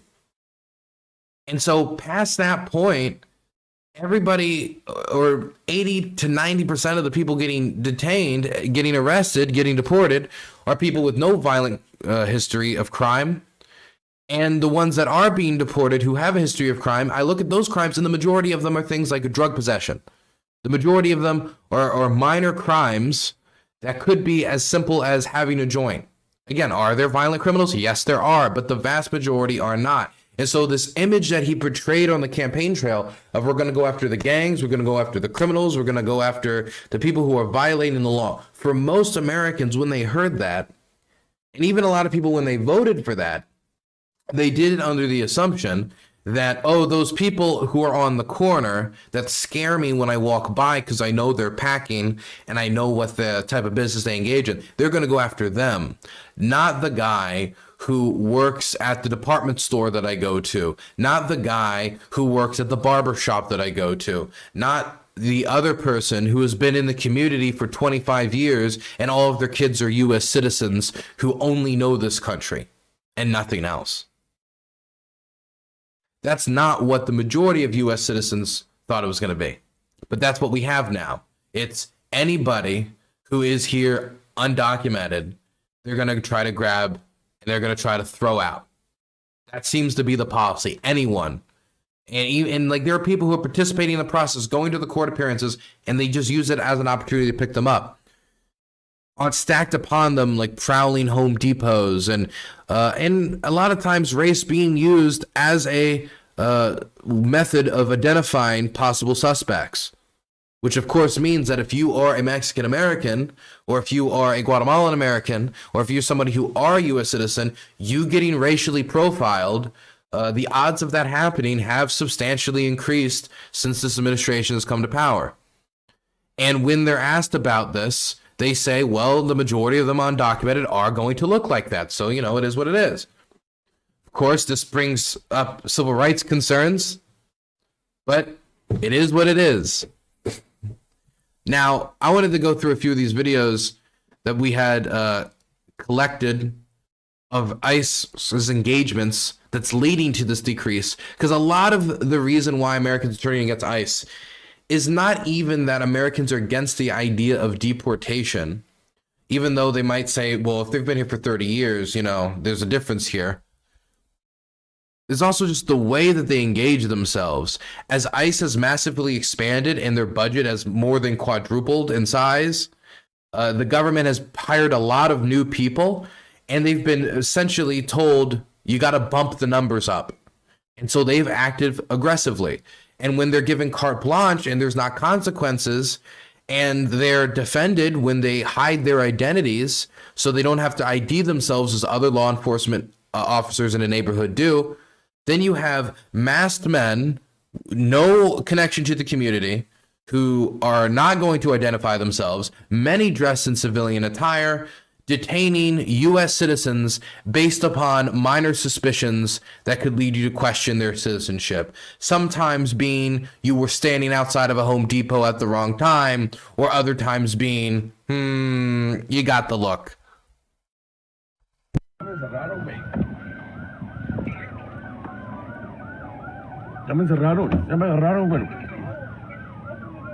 What is he being pulled over for? What is he being pulled over for? Lo van a quebrar el vidrio, te toca, Martín. Van a quebrar el vidrio, Martín. There's a child! There's a baby! There's a baby!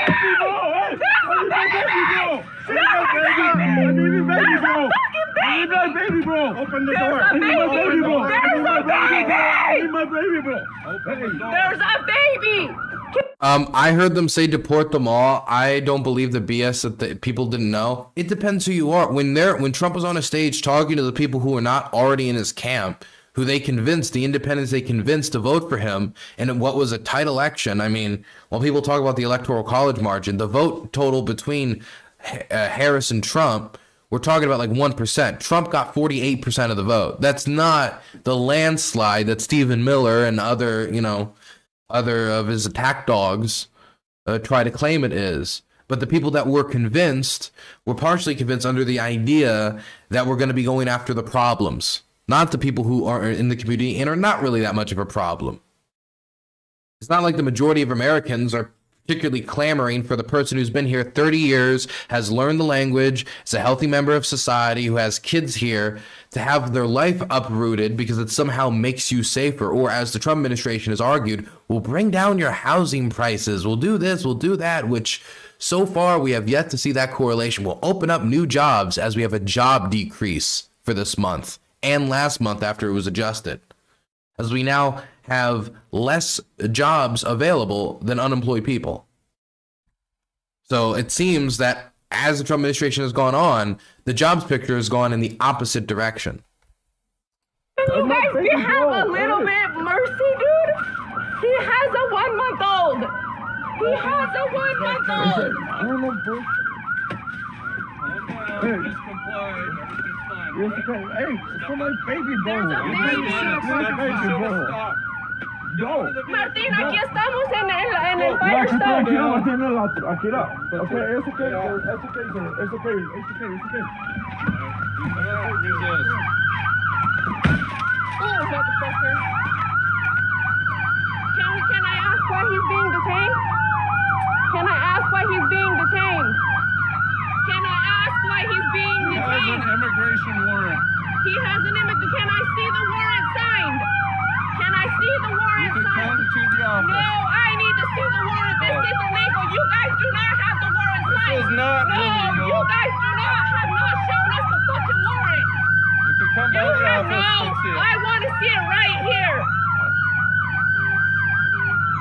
I want to see it right here. You guys don't have the fucking warrant.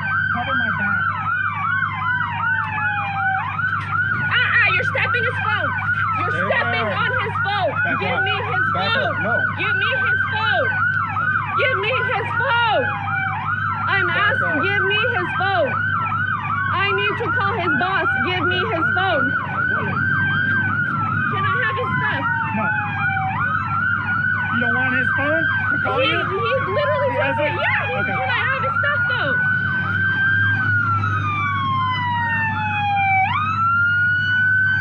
Can I have his stuff? I need his stuff. He's gonna need his stuff. I need his stuff. Well then, We have a baby. after we process him, then we'll call you. He'll call you.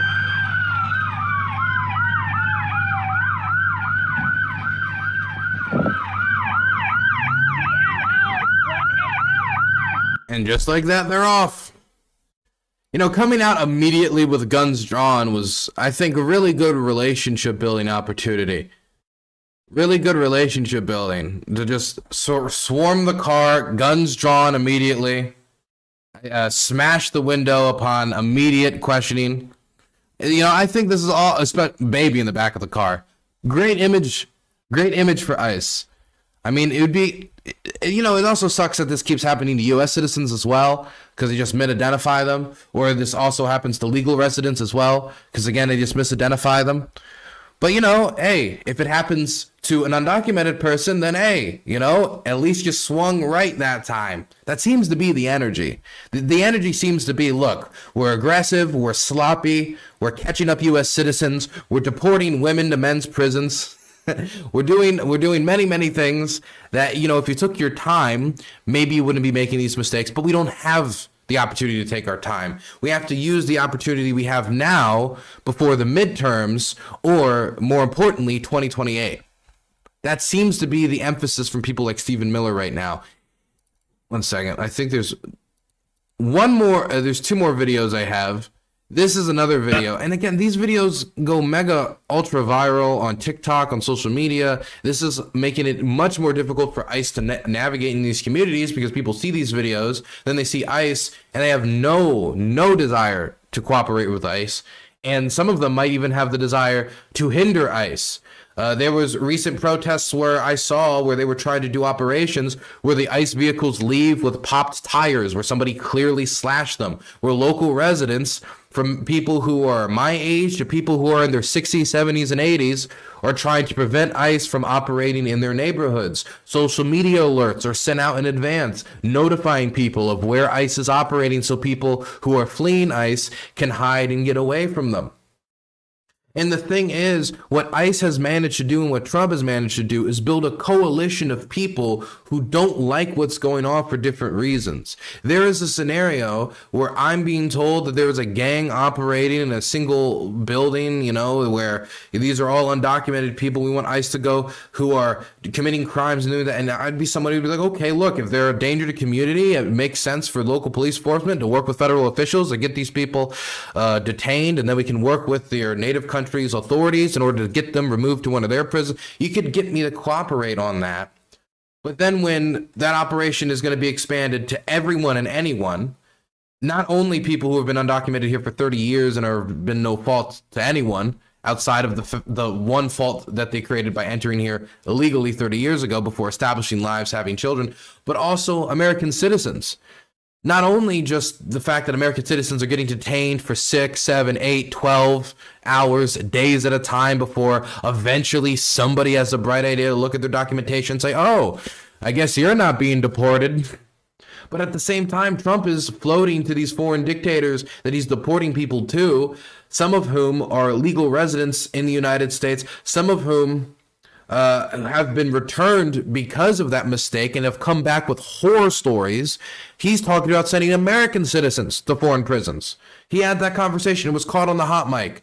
That's public record. And so you create a coalition of Americans who don't like the deportation of people who've been here for 30 years, 25 years, built their lives. They think it has to be more prudent. You've got Americans who don't like the fact that police officers are not identifying themselves.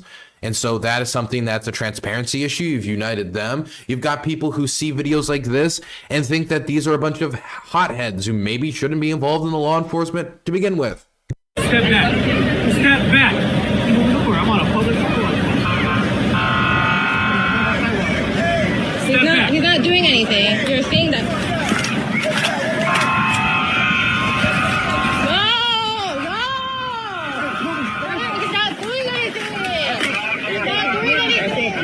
Where it seems like every single time resistance is met, the only solution is like violence, attempted tackle, with the biggest difficulty for them being most of them don't seem to know how to take someone down.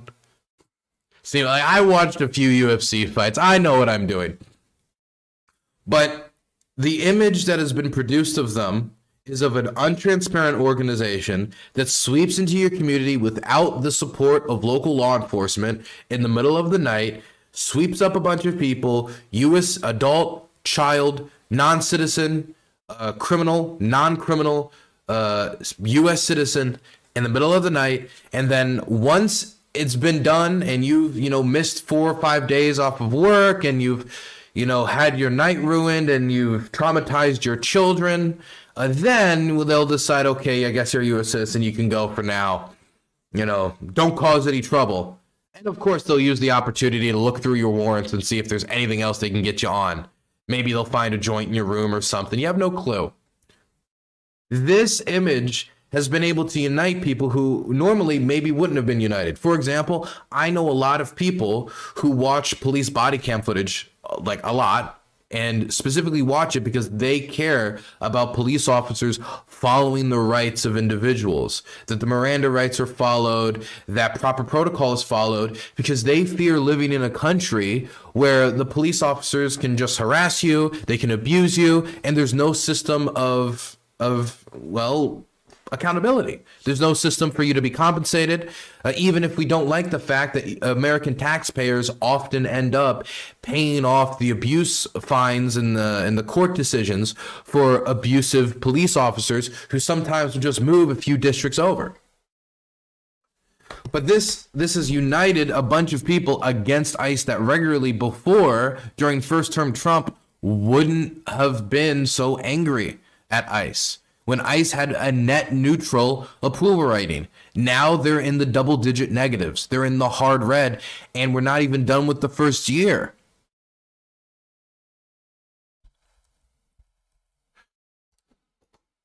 I wanted to just show you this video here. It was sent to me by my friend, and I wanted to check it out because this is in Chicago. This is where ICE has been particularly aggressive in Chicago, where they've been detaining people off the side of the street who are walking. They've been detaining people by raiding the houses, like that apartment complex we talked about. But this is somebody they grabbed on the street, and these people are trying to detain him, these ICE officers. And you can see that the majority of them seem to be in civilian clothes. There's a few that are dressed almost like a paramilitary police, not the type of cop you would see if you're in Chicago. It's a typical street cop. And this entire thing is a mess. The dude fights and he fights and he fights, not by punching or kicking, but by doing everything possible to not be detained. And after a minute or two, enough opposition builds and enough other people swarm around that eventually they determine that it's not worth it and they just give up.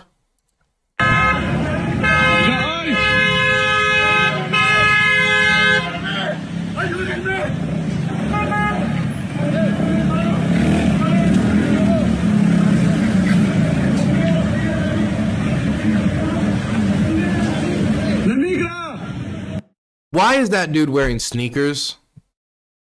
By the way, the one that actually is dressed like some form of government authority. I imagine, again, if you're a local who's used to, you know, cops looking like cops, and now you see this dude in a balaclava dressed up in green as like the only form of government authority that's even present that looks semi-government, and he's wearing sneakers.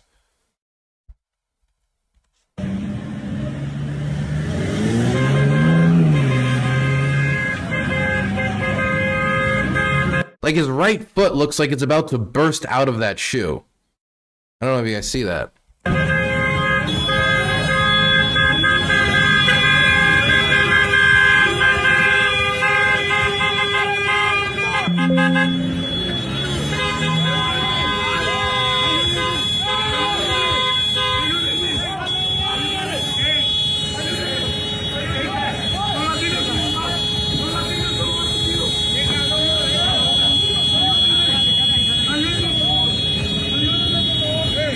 See, that local right there is like right on him. There's a woman behind watching. There's a guy right there watching. You see locals are now coming around saying, come on, man, leave him alone. As they're just throwing him around, and they're failing to detain this guy. This guy, what is he doing, dude? He's riding him like a horse. He's literally riding him like a pony.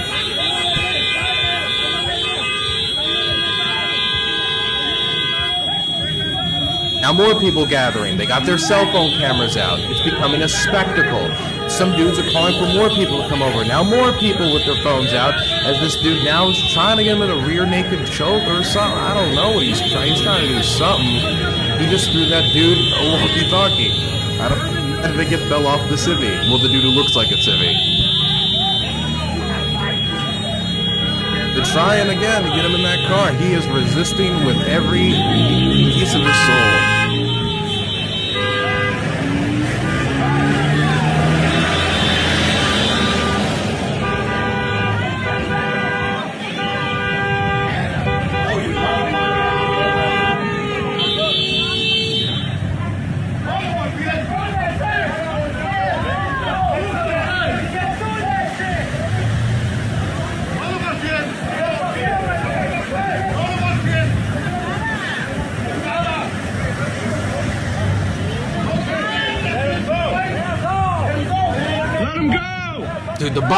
Dude, the balaclavas freak me out, man. I mean, I don't think they're balaclavas. The way it's not like completely over their eyes and heads. But at this point, screw the half face covers. Just go full balaclava. Just go full FSB. Like, why even like pretending? If the idea is the American public should have no idea who's policing them, then just go full balaclava. Remove any pretenses.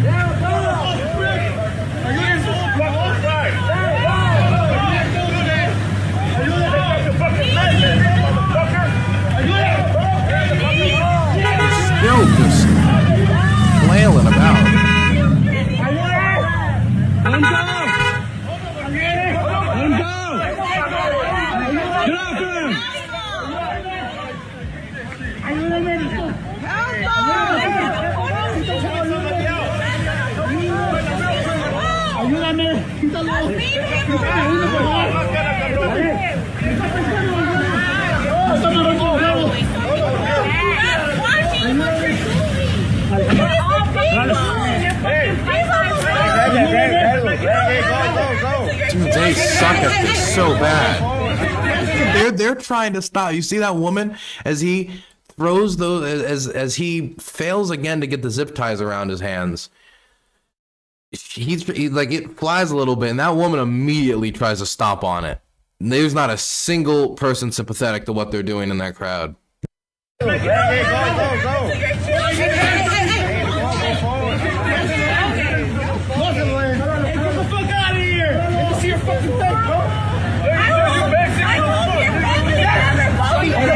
him go! Oh, never mind. The other one is wearing just a full balaclava. I guess the other dude doesn't have a balaclava, because where is he? I guess he could have had a balaclava in his pocket, but yeah, he looks civvy.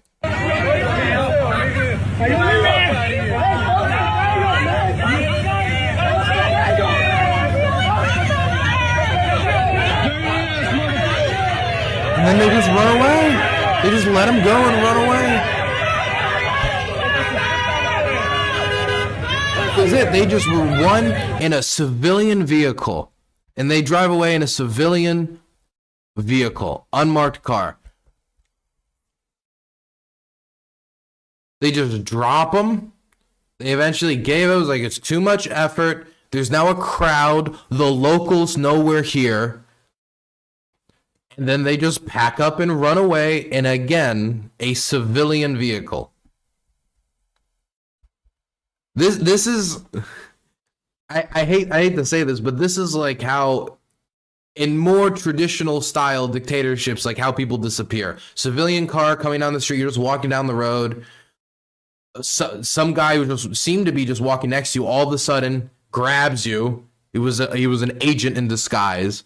Another person jumps out of the car, grabs you, throws you into this civilian vehicle, and then you just disappear, right? Whether or not the disappear part, that part comes into play or doesn't. And for a lot of these families, as they're trying to get in touch with immigration authorities, you know, for a period, they basically are disappeared. That image, that entire package is never going to be deliverable to a community like this in a positive image. You are only going to get resistance like this if that's how you decide to go about law enforcement.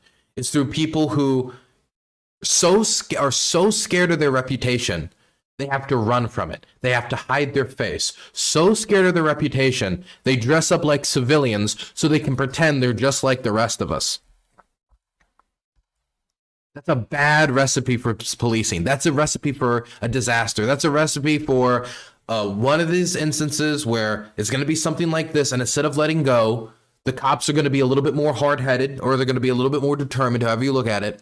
One's going to pull out a gun. The gun might misfire. You have some accident. And when you're massing into these communities with no local support from the civilian population or from local law enforcement, that means no coordination. In fact, that means locals coordinating against you.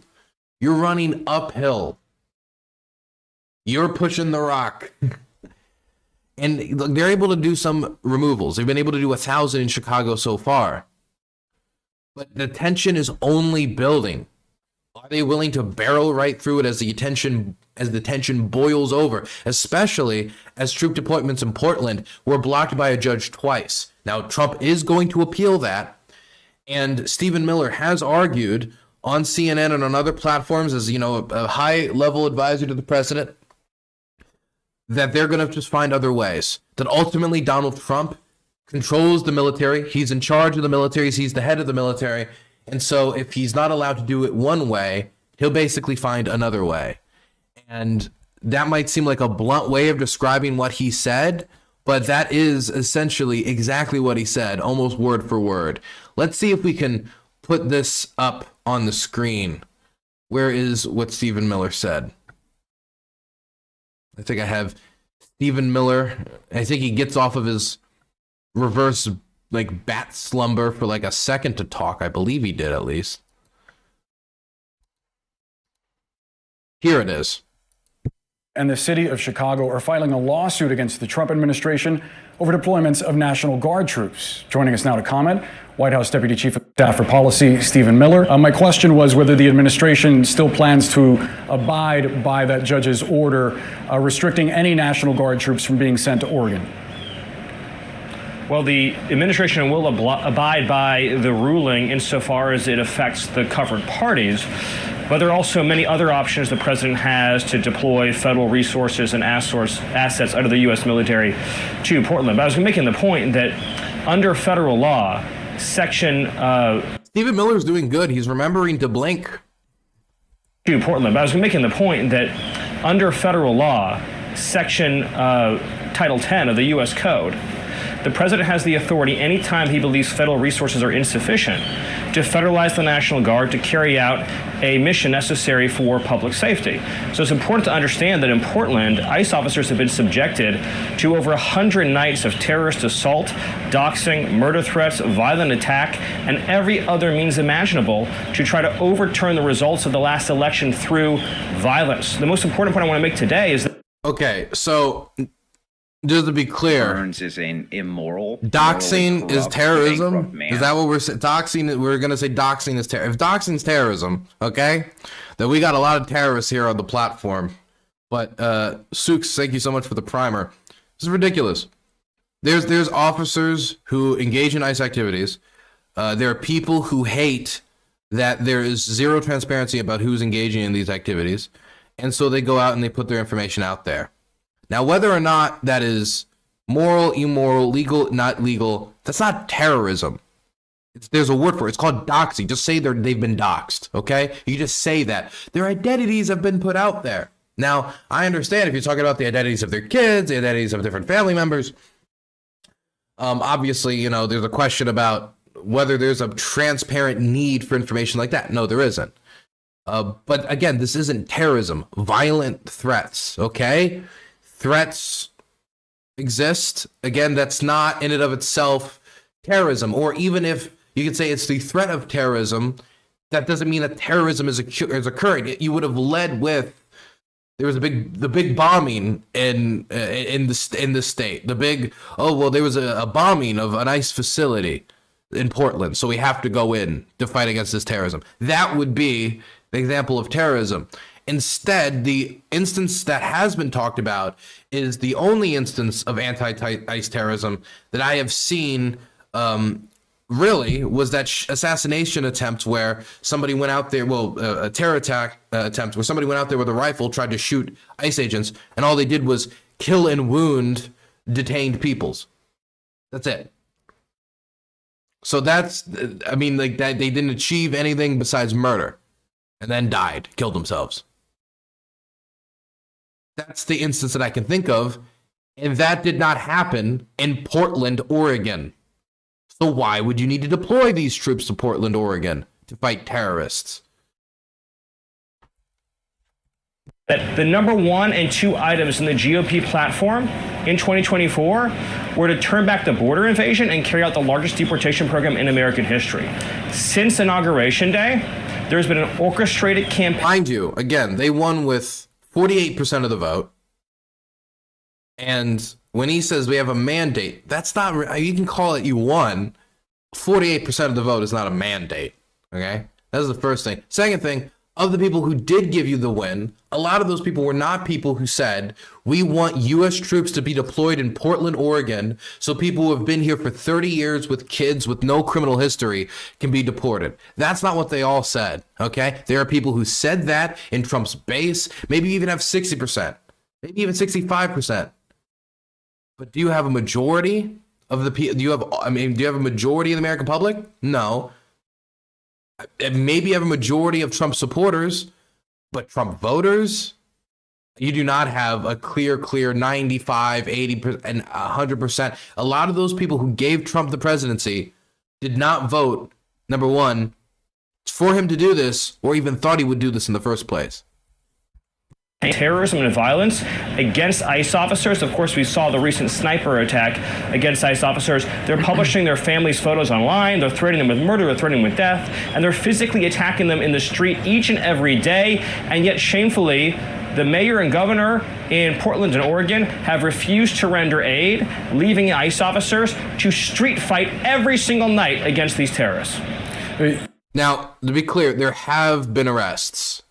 There have been arrests. There have been dozens of arrests, in fact. It's just they don't believe they have done enough to support ICE in engaging in the deportations. Not just protecting the facility, but engaging in the deportations themselves, as in protecting them as they go out into the streets. But that's, like, they've been clear, they don't want to cooperate with ICE operations. You make the claim of terrorist assaults and violence attack over 100 nights, and yet the judge overseeing this case says that that's untethered from reality. And local officials on the ground say that Trump's assertion of what's happening in Portland, that it's war-ravaged and burning to the ground, is far from true. I looked at the police data, and police have made something like 70 total arrests since June, and there are no reports of buildings being burned to the ground. The White House cited a guillotine being rolled out as like a public display of... Trump again doubled down on this burning down idea today, saying that Portland was burning and he has to send troops. Burning how? Of local passion? I have no clue what he means by burning. There's no burning. The only burning I saw in Portland was local police officers' eyes from ICE tear gassing them on accident. Rebellion, but there isn't actually a threat that these demonstrators are going to overthrow the government. Are you concerned that that response weakens your legal argument? No, they are actually, as we speak, trying to overthrow the core law enforcement function of the federal government. Boris, this is, I think, where we're talking past each other. When ICE officers have to street battle against Antifa... Mind you, the chief law enforcement purpose of the federal government is what? Deporting everyone who's here undocumented? That's the chief law enforcement purpose of the federal government? There's a lot of law enforcement purpose. It's terrorism, all sorts of stuff. It's a purpose, but you cannot just say this is the chief purpose, therefore we can do whatever we want at any time. That's not how that works. Hand-to-hand combat every night to come and go from their building. When they try to exit in a vehicle, when they are swarmed and surrounded and they try to tip the vehicle over, when people bring weapons to an ICE facility to try to engage in direct violent assault against ICE officers. Most of this, if somebody brings a gun and tries to go shoot ICE officers, you can call that terrorism. Somebody's trying to bomb, something, you can throw a bomb there, that's terrorism, okay? Somebody throwing a rock, somebody tipping a car, typically this has been described as rioting. And the reason that we have a different word to describe it is if we have the same word to describe graffitiing a police car, that is to flying a plane into the World Trade Center, that it seems like we don't have the aperture necessary to talk about political violence, or at least Stephen Miller doesn't. Well, he does. He just doesn't care to turn it on.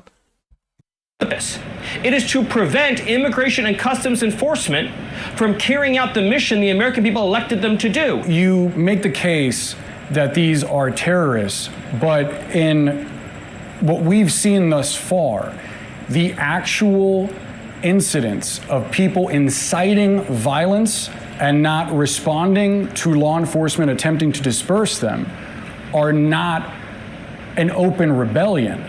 I mean, again, you make this characterization as though they're terrorists, and I do wonder if it is potentially a problem in the future for Republicans. If a Democratic president someday calls the National Guard to a red state over what they see as open rebellion, but is what amounts to a demonstration that gets rowdy. I mean, is that not a fear of yours? And they're posting pictures of their kids because it's a demonstration, and they have a sniper on top of a building firing a high-caliber rifle at a ICE facility because it's a demonstration, and they are engaging in vehicle ramming. But the National Guard isn't being sent to Texas. Because it's a the National Guard demonstration. isn't being sent to Dallas, where that sniper was. Because the Dallas Police Department and the governor of Texas, well, you walked right into that one, have responded to every call for... He's such a fucking dork, man. Got you now. Ha ha ha. For assistance and help. They gave a stand-down order in Chicago, and they gave a stand-down order in Portland. Do you realize that there's 11,000 federal law enforcement officers in Oregon? That's larger than the size of the FBI. Local and state police are resourced to deal with this kind of riotous assembly, but they have refused. They've been given a stand-down order. So they've arrested we need some to use 70 National people Guard and since federal June. troops. They've been to arresting fill in folks that on the breach. ground. They've been arresting folks on the ground. They were refuting what you're saying outright. We literally have the 911 audio of this stand-down order in Chicago, and we have documented inside of DHS every single unresponded to 911 call over the recent weeks and months. Do you have evidence that this campaign is coordinated? Are you planning charges on anyone who is actually coordinating said campaign? Okay, I don't really care about the message that's attached to this. I just want to play the video because I don't want to say he's a dork without arguing my point better. Here is him declaring the crackdown on immigration and Trendio Agua and the cartels and all these things treated as if they're the same. But anyway, here is him announcing his crackdown. Tell me how hardcore he sounds. That there is a square inch of block in this city where a citizen doesn't feel safe is unacceptable. This is Memphis. This is the United States of America, and all that bullshit is done. It's over. It's finished.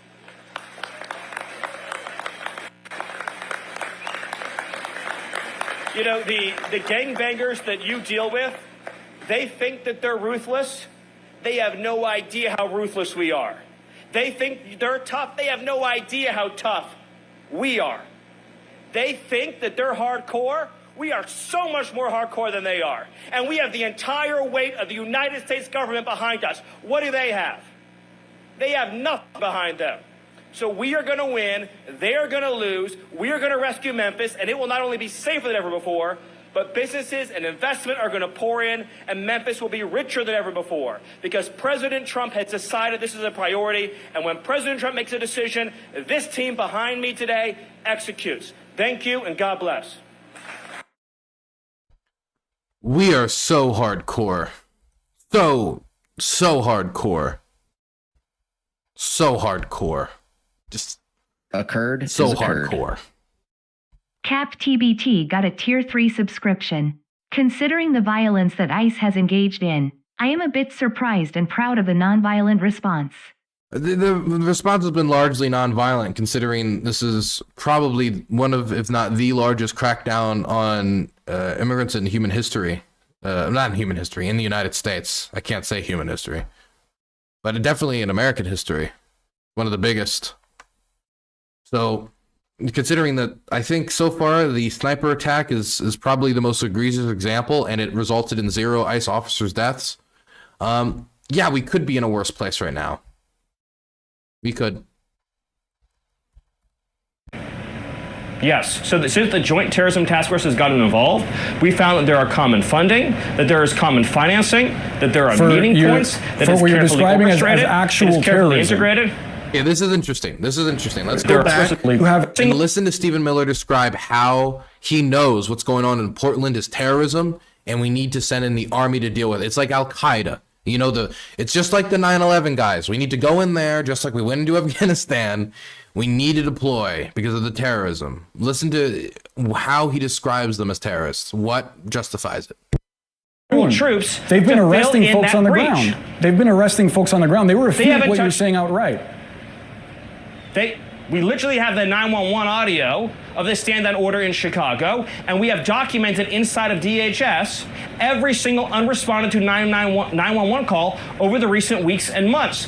Do you have evidence that this campaign is coordinated? Are you planning charges on anyone who is actually coordinating said campaign?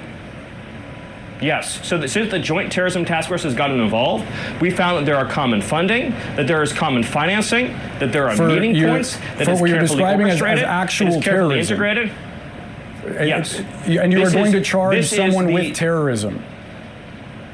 Well, so I would like to.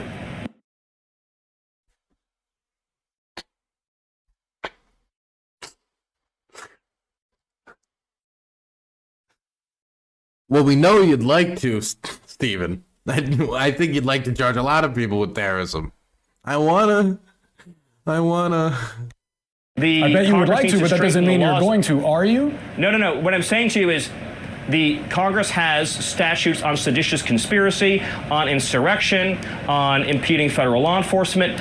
The domestic terrorism statute in Congress obviously needs to be strengthened for domestic terrorism in Congress. We have foreign terrorism charges. We have an entire patchwork of federal laws. To the extent that there are charges that apply, we will charge them in every single case. You have impeding law enforcement, you have seditious conspiracy, you have a conspiracy to deprive of rights, you have assault against law enforcement officers, but all of this... Okay, so assaulting a law... Okay. If somebody assaults a cop, that's not terrorism. Somebody gets drunk at the bar, is like, screw you, screw the law, shits on himself, tries to punch a cop, misses, and then passes out.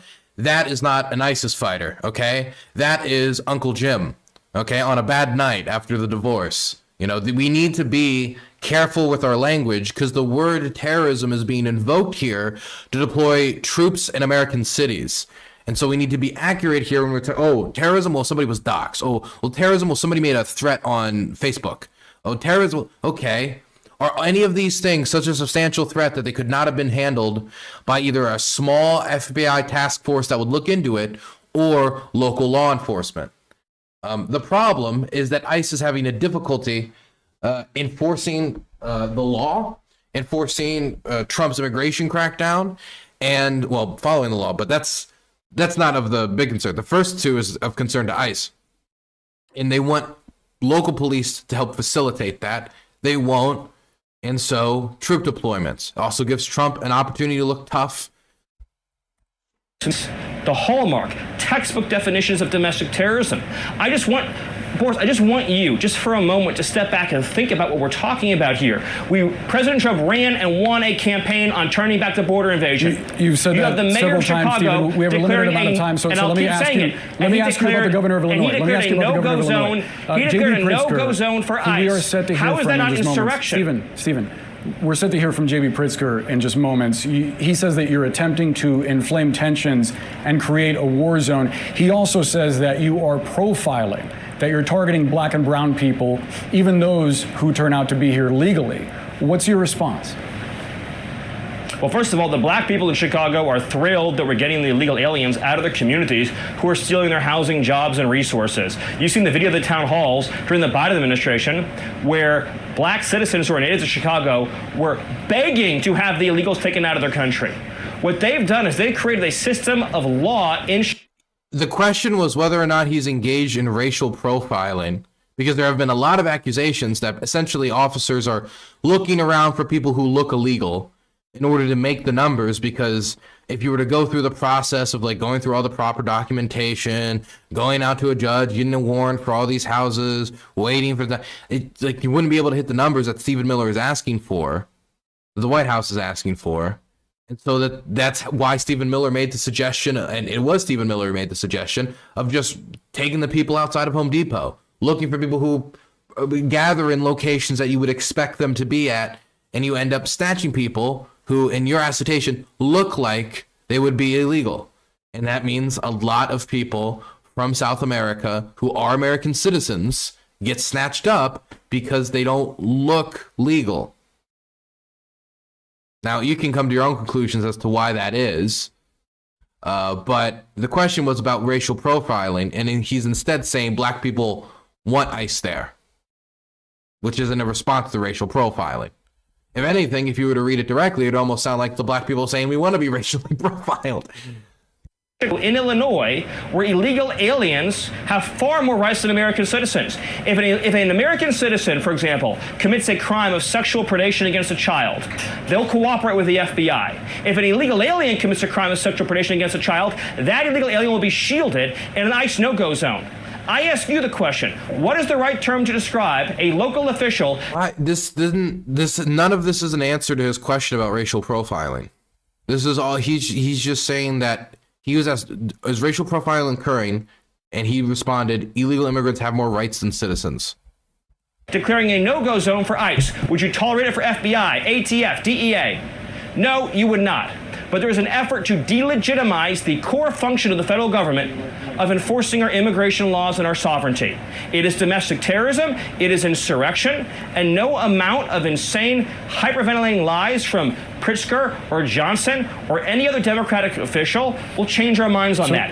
ICE officers should not have to live in fear and violence to do their jobs, period. So on the substance of the question, is it the case that, as Pritzker frames it, you are profiling brown people, that this immigration crackdown is designed to go after people of color?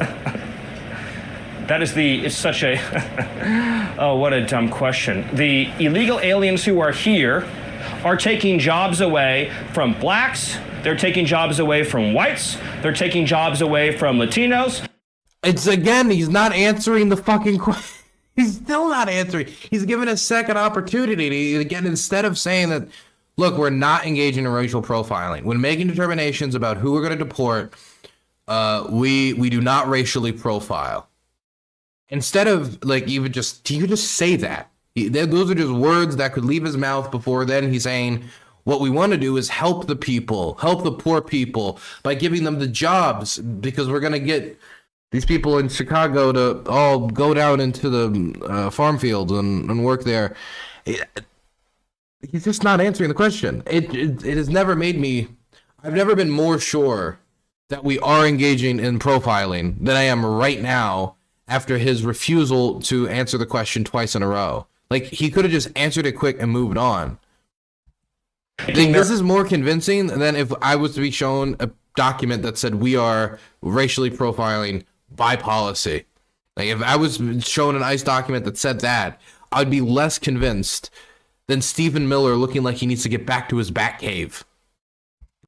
Health benefits away, they're taking their school slots away, and of course in many cases they're committing heinous crimes. We cannot have a system of law in this country that privileges illegal aliens over American citizens, and that's what they're doing. You know it, and I know it. So that's not exactly a no, Stephen. Can you just unequivocally state that the immigration policy... I said it's a dumb question. Okay. Well, I appreciate that, but it's a dumb question. So he's refusing to answer because it's too dumb to answer on whether or not people are engaging in profiling, which has been something that's been accused by, I mean, it's not like nobody's accused. This accusations come up from multiple outlets. This isn't just like some random, like, no out of nowhere question. This is something, honestly, he probably should have expected. He is not designed. I thought when I said it was a dumb question, it meant no. Well, I just want to be clear and precise. I appreciate you trying to qualify my questions, but nevertheless, I think it's a fair one that a lot of people have. My full answer is no. That is a lie, and it's a dumb question. But you said something else. Okay, so there we got an answer. He says no. There's no racial profiling going on. Okay. So why Home Depot? Why did he choose Home Depot? The premise of one of your questions, you said, well, aren't we provoking? The Illinois governor says we're provoking actions that are unlawful. Why would the mere presence, just think about this for a second, if I put federal law enforcement and National Guard into a nice sleepy southern town, is anyone going to riot? Is anyone going to try to shoot them in the face? Are they going to try to attack them in the street? Building they would say full of people in the middle of the night, this is great. Put some masks on them and say it's the vaccine brigade. I don't know. Well, look, I would not be comfortable with any law enforcement officer who thinks that they can use force or anything lethal, non-lethal, or any type of law, hold it over me, and I can't even see their goddamn face. That makes me uncomfortable. That makes me uncomfortable. I should be able to know their name, their badge number, and I should be able to see their face. Okay? You see, how low of a bar is it that the boot on my neck, I should be able to know who wears it? Races without identification, without identifying themselves, there might be concern among the community, especially if American citizens are being, especially if American citizens are caught up in that, which some reportedly were. We netted over 30 foreign terrorists who are members of trained and American citizens. He didn't. Fucking Jesus Christ. See, this is the problem with the word terrorist now. Terrorist is whoever Donald Trump doesn't like. Trinidad is a terrorist. Next is going to be Nancy Pelosi's a terrorist. The terrorist designation was used to give the Trump administration legal flexibility in going after the cartels in the same way that they went after organizations like Al-Qaeda, even though the motivations and what drives said organizations are vastly different. And the effects that they have on the United States and the American public, again, vastly different.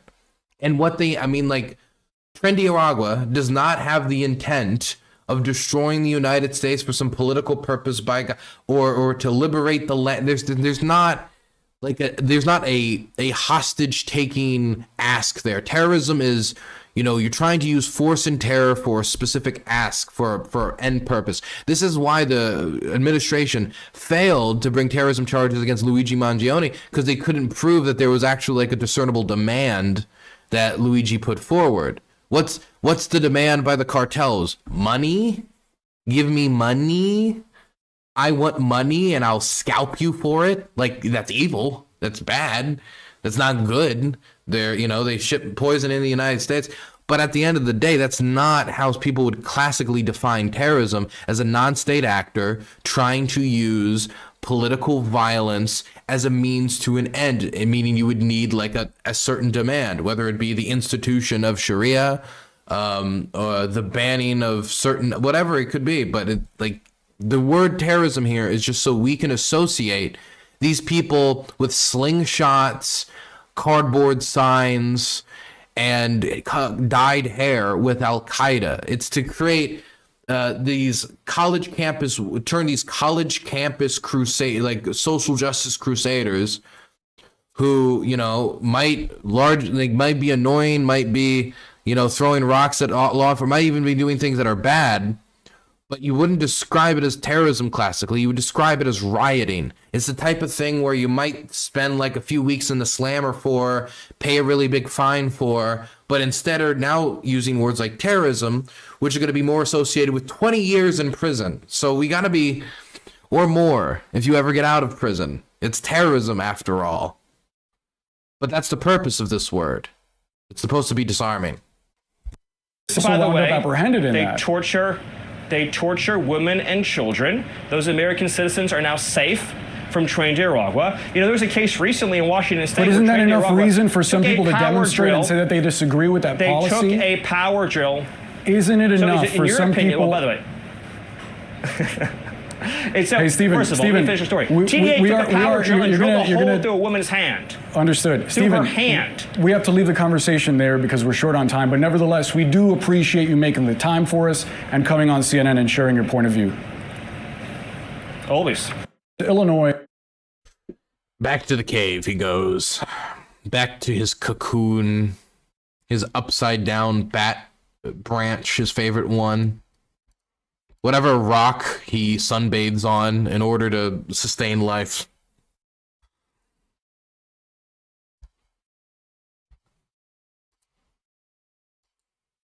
By the way, I do want to throw three more things out there on this. The first thing is, I do think that throwing announcements out like this, unconstitutional announcements out like this, before major military deployments, is not winning you friends. To ICE, Border Patrol, law enforcement, and all U.S. military, as per my August 2025 executive order, please be advised from this point on, anyone burning the American flag will be subject to 1 year in prison. You will be immediately arrested. Thank you for all your attention in this matter. This is not true. There is no law outside of Trump's executive order, which, again, if challenged in any court, would immediately lose, dictating that they have to go arrest people for burning the American flag. I will say, though, despite the fact that this is clearly unconstitutional, clearly illegal, and the Supreme Court has upheld the constitutionality of burning the American flag as a form of protected political speech, Donald Trump has been trying to have his lawyers make the argument that by burning the flag, you are, by its very nature, inciting violence. Not to mention of the arson threat, but the inciting violence part is what's important for his argument. That the act of burning the flag is a violent statement in and of itself. Does that apply to other flags? Does it apply to, say, I don't know, the Iranian flag? Does that apply to the Chinese flag? Does that up? Well, no, probably not. I don't think anyone's going to get arrested for burning the Chinese flag unless you're burning somebody's private property. This is just nationalist drivel being put above the First Amendment. And he's declaring it by executive order because he's not going to push it through Congress, either because he doesn't want to bother and he's lazy, or because he doesn't have the ability to. Because maybe Rand Paul or somebody like a Thomas Massey might say, wait a second here. Before we just have the Supreme Court throw this out, how about we stop it here? So instead of having to advise anybody else, or advise the rest of the system, he just declares it. I do wonder, though, if you're an ICE officer who's actually like going on Truth Social every day, right? I'm going to say for the average person working for the government and federal service, I would say ICE officers probably have a higher likelihood on average of following Trump on Truth Social. But if you're following Trump on Truth Social and you read this and you see this, could there be an instance where we see people actually having themselves get arrested over this? Could we ever actually see a case like this be brought forward? I mean, he is the president of the United States. His word carries weight, whether it should or not.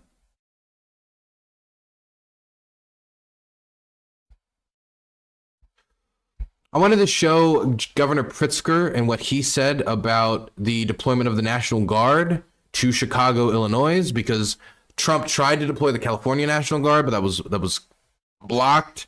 And so now Trump is trying to get the Texas National Guard to do it. J.B. Pritzker has told Greg Abbott, don't do it. And he has declared that this is an invasion of a U.S. city. Pretty strong words. I wanted to listen to him directly. Without my permission and against my vigorous objections, the president has federalized 300 Illinois National Guard military troops and hundreds of National Guard members from Texas, and he has ordered them to activate for duty in Illinois. I have called upon Governor Abbott to immediately withdraw his support for this decision and refuse to allow Texas National Guard members to be used in this way. Let me be clear. Donald Trump is using our service members as political props and as pawns in his illegal effort to militarize our nation's cities. I want to thank Attorney General Kwame Raoul and his staff, along with my general counsel, Ann Spillane, and our excellent governor's office legal team for working tirelessly for weeks now to prepare federal lawsuits in anticipation of this unconstitutional invasion of Illinois by the federal government. For weeks now, Donald Trump, Kristi Noem, and Gregory Bovino have brought their militarized CBP and ICE agents to the streets of Chicago to cause violence and chaos in this city. They need to stop inciting our city's residents. Since the beginning of this invasion, families have been snatched up off the streets or removed from their homes, zip-tied and detained for hours, including especially U.S. citizens and legal residents of our state. And in the words of CBP Chief Patrol Agent Greg Bovino, they're being chosen by how they look. Peaceful protesters have been hit with tear gas and shot with rubber bullets. Journalists simply reporting the facts on the ground have been targeted and arrested. U.S. citizens, including children, have been traumatized and detained. This escalation of violence is targeted and intentional and premeditated. The Trump administration is following a playbook: cause chaos, create fear and confusion, make it seem like peaceful protesters are a mob by firing gas pellets and tear gas canisters at them. Why? To create the pretext for invoking the Insurrection Act so that he can send military troops to our city. He wants to justify and normalize the presence of armed soldiers under his direct command. So what he is saying is that this is part of a Trump strategy, these deployment of National Guard troops, to create a reaction when these troops are not needed and when local law enforcement says they're not needed, in order so that reaction, after being angry, after being mad, possibly a rock gets thrown, something like that, then they respond in kind, which then creates a precedent where Trump can say this is an insurrection, just a real insurrection, not like that fake January 6th, which was caused by my enemies anyway. And so we need to deploy more troops. And so then he can take more direct control of American cities. This doesn't necessarily mean that he would have long-term control over policing, but how long could he keep troops in there? I mean, the troops are still in D.C. D.C. is really the only framework we can look at where Trump has the most authority because of its federal territory instead of state territory, which in order to deploy troops really whenever he wants, because it's federal land and he is the chief executive of the federal office. So we could look at Washington, D.C. maybe as a president, but would that mean he would want troops to be there basically for the rest of his administration? Would they be there permanently? I mean, how ridiculous would that be? 3 years of just troops patrolling the streets in all these major locations, soldiers who don't know how to police. What would they even be doing? Would they just be protecting federal buildings and restricting their hands? Then what's the purpose of it if you just want to get a precedent to put them near federal buildings? Or are they going to be engaging in law enforcement? And if you have a bunch of soldiers patrolling the streets of Chicago, the Windy City, Portland, Los Angeles, and you use insurrection as your justification, it's not hard to imagine how a bunch of people with no policing experience could have an accident occur. Whether it's a Kent State style event or not, I don't know. But I can think of a few instances on how this could very quickly go the wrong way. Not just for Trump, but for the whole country when it comes to national unity. Especially depending upon how Trump, who is the man in office, reacts to a moment like that. Chooses to turn up or turn down the temperature. Here is some polling from Harry Anton of CNN on how the American public view these deployment of soldiers, including polling from U.S. soldiers and National Guardsmen, which show that the majority of those serving in the armed forces are not a fan. A political loser, John. It's a political loser. Donald Trump may think it's a political winner, but it's a political loser. Oppose Trump deploying in the U.S. city, active duty U.S. military, 61%. The National Guard in particular, 58%. When you get 3 in 5 Americans agreeing on anything, you know if that is on the opposition side, it's a political loser. And among independents, who are, of course, that key block in the middle of the United States political electorate, we're talking about 2/3 of independents there and about who oppose the deployment of either active duty U.S. military or National Guard into U.S. cities. What are the questions that people are asking, or what are the issues they see with these deployments? Okay, look, I think it's that they don't buy Donald Trump's case for why these troops must go into the U.S. cities. So the New York Times essentially gave you a two-pronged little answer here, right? Trump may use the National Guard to intimidate rivals, or big city crime will spiral out of control if the troops don't go into cities. What you see here is the majority that takes the case is that Trump may use the National Guard to intimidate political rivals at 51%. Just 42% of Americans agree with the Donald Trump stance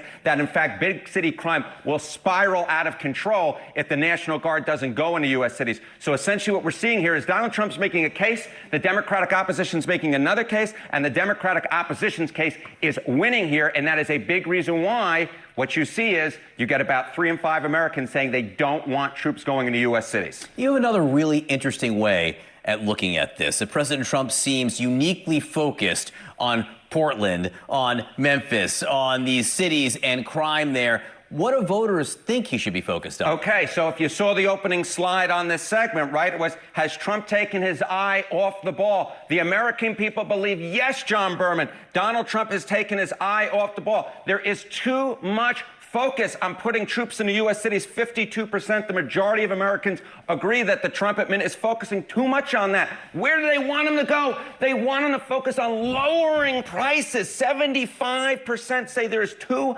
little focus on lowering prices. This is the reason that Donald Trump was put into office, was to lower prices. And at this particular point, 3 in 4 Americans say there is too little focus. Donald Trump is focusing on the wrong things, and they don't like the way he's going about it. And this, my friends, will tell the entire story. If it holds a year from now, going into the midterm elections, if the Republicans lose control of the House, dare lose control of the Senate, it will be because they believe that Donald Trump has lost focus. He is not keeping his eye on the ball, and they believe he is not focusing enough on lowering prices. Interesting numbers coming out on prices. It's easier to deploy troops to make a show of it than it is to lower the prices that people deal with.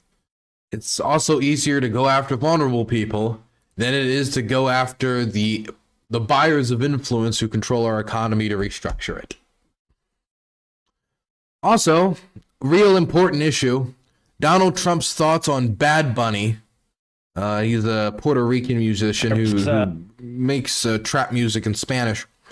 He's asked by Newsmax's Greg Kelly what he thinks about Bad Bunny being the NFL display, the NFL performer halftime show, when he openly does not like ICE. Bad Bunny actually at one point said he would not perform in the United States because he was worried about ICE raiding his concert.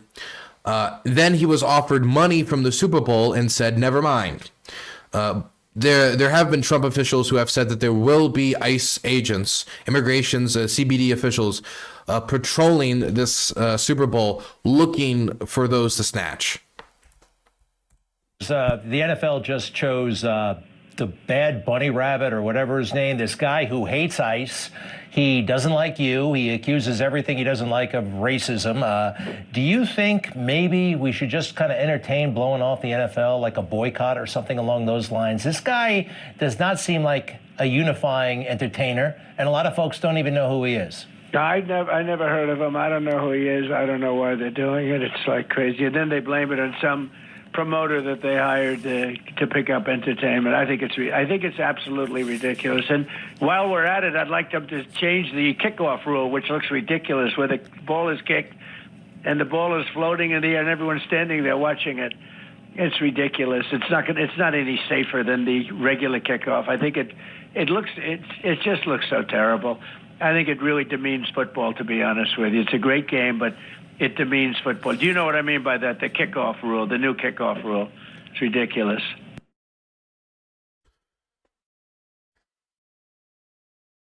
Dude, he didn't even talk about Bad Bunny for a second before he just went off on that kickoff rule. Kickoff rule. Well, that seems important.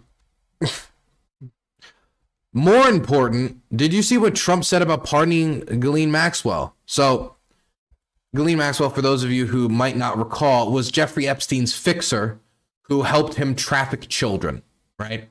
Now, of course, a lot of the story around Jeffrey Epstein is still murky, is still cloudy, especially with many of the influential people he was around, including British royals, American business people. You get the idea.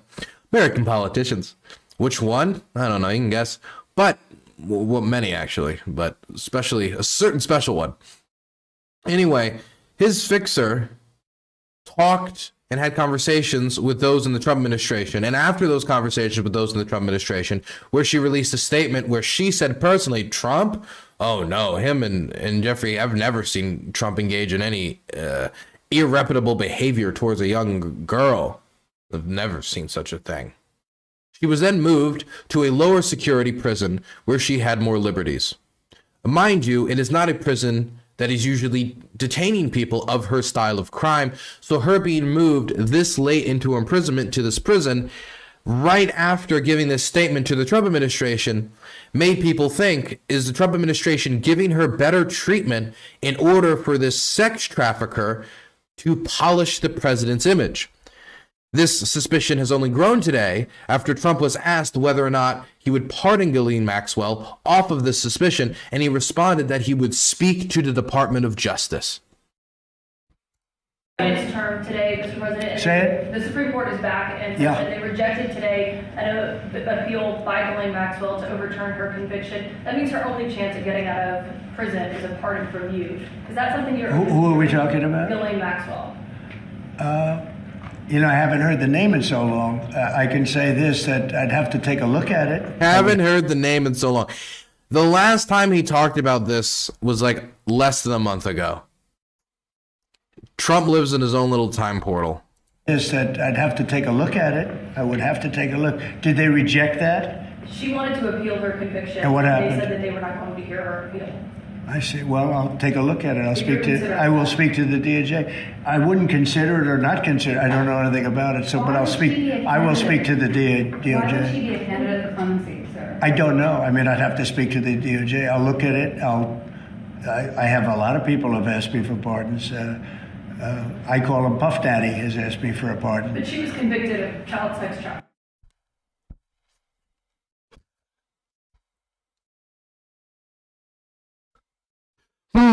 How can I make this better? This interview segment, this little clip where I just said that we would look at pardoning the most famous living sex trafficker alive. I know. We've been thinking about pardoning P. Diddy. P. Diddy asked us for a pardon. And he's been asked about the P. Diddy pardon before, and he hasn't given a hard answer. Can he just say no on the pardons? Where's just no? Where's the, hey, I was hired to drain the swamp. I was hired to go after the deep state. I am not going to be soft on the swamp or soft on the deep state. This type of evil sex trafficking and this type of perverted behavior from this Mr. P. Diddy, I believe, is just too bad. No. Why is it that all of it's up in the air? It's always a question. Well, I don't know. Maybe not. Is it really that is he just sitting there waiting for the bids to come in? Is he just sitting there waiting for Ghislaine Maxwell to pull on all of her possible contacts to get the most money available to, I don't know, buy a bunch of Trump coin, which then, of course, goes back to his family? And then eventually someone sends a DM, hey, this routing address, that was us. Then she gets out. P. Diddy, I mean, of course, he's a musician. He's a wealthy man. He might be able to do the same thing. Maybe he says nothing because he still doesn't know. Actually, not because he doesn't know the facts of the case. He should know the facts of the case and the Maxwell incident, at least. I mean, obviously, he was hounded over the lack of release of the Jeffrey Epstein files. He's been hounded over his personal relationship with Trump and Maxwell. And so it's not like this is a situation where, oh, who's Maxwell? He said, oh, I haven't heard that name in so long. Bizarre. But it also, he knows the name. He knows what she did. So why would he leave it up in the air? Why not just openly declare, no, she's not going to get a pardon. She's a dangerous woman. She is engaged in horrendous crimes, and she deserves to stay in prison. Why is it that if it's an undocumented person that's committed a crime, hell, even if the crime is just being here, we're going to send the army into your town, but we have the most famous sex trafficker alive today on lock and key, and the Trump administration is currently tapping their chin as to whether she can walk. Doesn't seem too tough on crime to me. Seems very selective.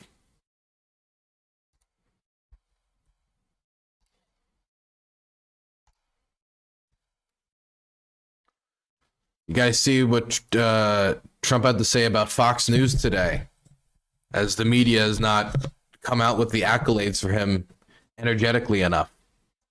Why is Fox News and Peter Doocy putting on Democrat Senator Mark Kelly to talk about totally unabated or challenged healthcare? They have gone after the Democrat position on healthcare on every other segment on the show. The idea of bringing on a Democrat for a second to explain their side of the shutdown. You know why this is? You know why he's angry about this? It's because Republicans are losing.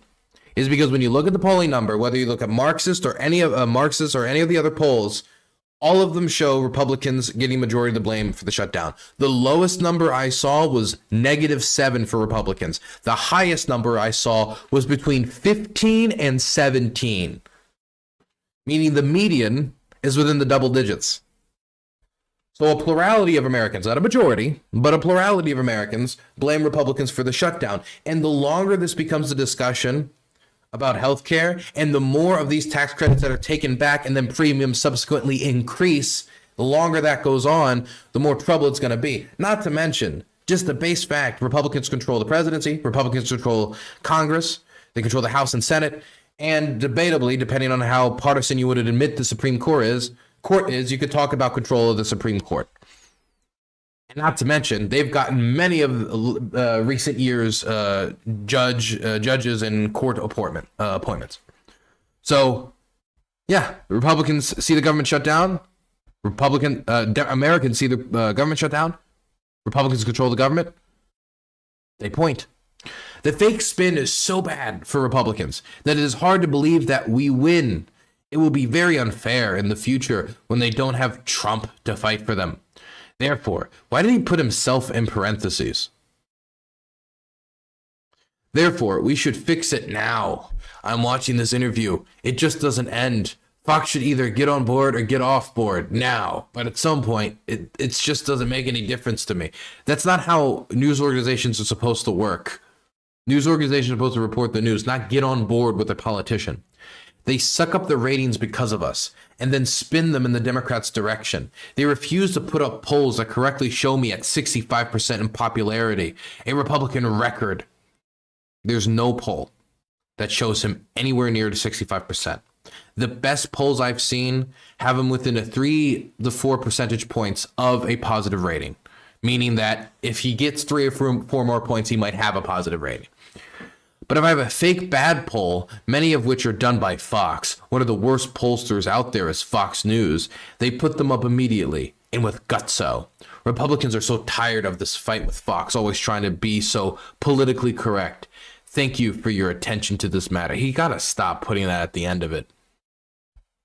It's just completely superfluous words. I don't know why he got it in his head that he needed to end it with like a formal sign off every time. If this was like a 3-hour radio broadcast or something, okay, like good night and good luck, you know, it's Edward R. Murrow or whatever. But it's just a Truth Social post. He's desperate to appear official. I can believe that. That would actually make sense. I want to show you guys something. So the press secretary had a back and forth with Caitlin Collins on Portland crime and crime statistics in Portland. And I want to show you 3 videos off of this.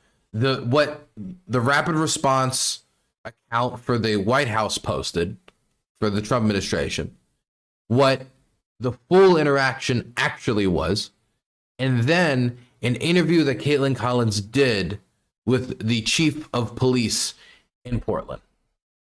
I would encourage you as a reporter to go on the ground and to take a look at it for yourself, because there's been many members of the press, not press in this room, but independent journalists, some of whom we'll be inviting to the White House very soon to share their stories, because they have been in the middle of these riots and they have witnessed the anarchy that is taking place night after night. It's on video. You should play it on your show. You have a great opportunity on prime time on CNN to show your audience. Yeah, but you're probably talking to partisan Democrat officials who are opposed to everything this president does. You should also ask the people who live in Portland. We've actually heard from many members of the community who have said that this is complete civil disobedience. It's a mess. It's been loud. It's been troubling for neighbors in the community who are just trying to live peacefully. It's been loud and troubling is not Portland burning down, which is the description the president is using to justify his troop deployments.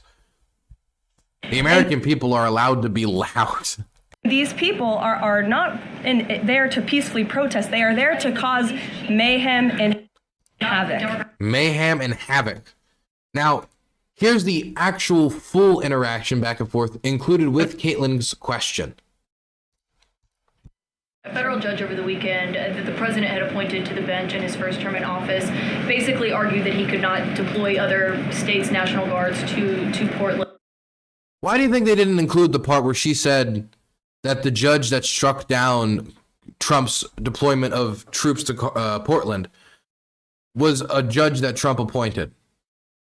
Why was that something they didn't include in the edit that was posted by the White House? I don't know. Who knows? Basically said that it was untethered, his argument, to what is actually happening on the ground. Which local officials in Portland have said that the National Guard is needed there? With all due respect to that judge, I think her opinion is untethered in reality and in the law. The president is using his authority as commander. The question is, what local officials? And mind you, her inevitable response to this was talk to independent media. So like me, essentially, journalists like me, instead of doing this in Ukraine, would be doing this in Portland. And then take their interpretation of what the locals support. CNN could just go to Portland CNN has the resources. They don't need to go to independent media. They can just go to Portland and just talk to Portland locals themselves. But they're talking about officials. They're talking about people who are supposed to be informed about what's happening around them and outside their cul-de-sac. Commander-in-Chief, U.S. Code 12406, which clearly states that the president has the right to call up the National Guard in cases where he deems it's appropriate. And if you look at what has happened in Portland, Oregon, for more than 100 nights, I was talking to our law enforcement team. Mind you, a judge that he appointed just said no. So obviously, how she did whatever the president says about the National Guard, they can deploy the National Guard anywhere, anytime, for any reason, because the president says it's appropriate. No. If that was the case, he wouldn't have lost the court decision and then have to immediately appeal it.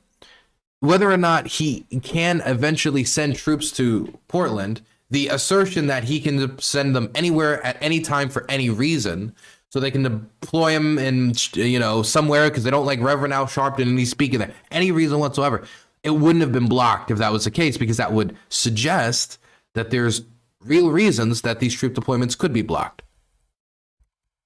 About it this morning.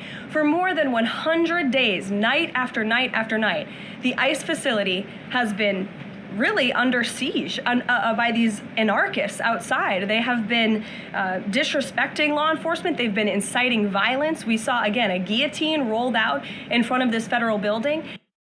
A guillotine was rolled out. Send the tanks. Look, I saw a statue that had, they rolled out a guillotine at J6. Nobody gets arrested for that. It was the storming the Capitol building that people got arrested for.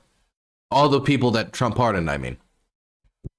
And so the president wants to ensure that our federal buildings and our assets are protected.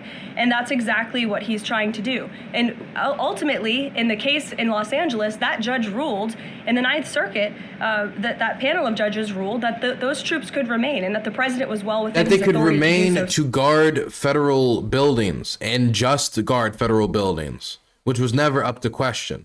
So we are appealing that decision. As you know, we expect a hearing on it pretty quickly, and we're very confident in the president's legal authority to do this, and we're very confident we will win on the merits of the law. But no local officials that you can point to that have said we need the National Guard? Because I spoke to the police chief of Portland last week. He said that the president's claims just don't match up with what's happening on the ground. I would encourage you as a reporter to go on the ground and to take a look at it for yourself, because there's been many members of the press, not press in this room, but independent journalists, some of whom we'll be inviting to the White House very soon to share their stories, because they have been in the middle of these riots and they have witnessed the anarchy that is taking place night after night. It's on video. You should play it on your show. You have a great opportunity on prime time on CNN to show your audience. Yeah, but you're probably talking to partisan Democrat officials who are opposed to everything this president does. You should also ask the people who live in Portland. We've actually heard from many members of the community who have said that this is complete civil disobedience. It's a mess. It's been loud. It's been troubling for neighbors in the community who are just trying to live peacefully. And these people are not there to peacefully protest. They are there to cause mayhem and havoc. The full interaction, the full back and forth, including local officials and her full statement, a little different than what was released. Then you include what was actually said to the police chief, and you get a totally different scenario. 1 second. I wanted to see the interview with the police chief. Is it in the replies or where was it? I thought it was in the replies. Burns is an immoral, morally corrupt, bankrupt man.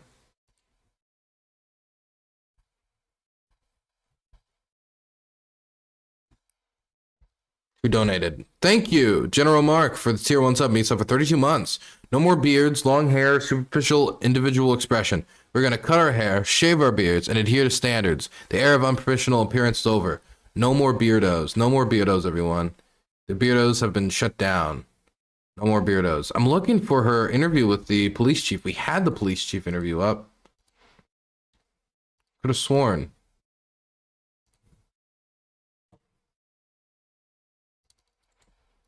I'll just look it up then. Police. Here it is. Hear from you when it comes to, first off, the National Guard being in place. Have you seen them? Do you know what they're doing there? No, they are not in place at this time. They're receiving some additional training. We believe they'll probably be deployed in the coming days, but they're not in place right now. Okay, so you haven't seen them in your city? No. And do you believe having them there is necessary? Do you need them there? No, just as you highlighted a moment ago, we're talking about one city block and 145 square miles. Certainly been some challenges down at the facility. Portland Police has been engaged down there extensively over the last 9 months.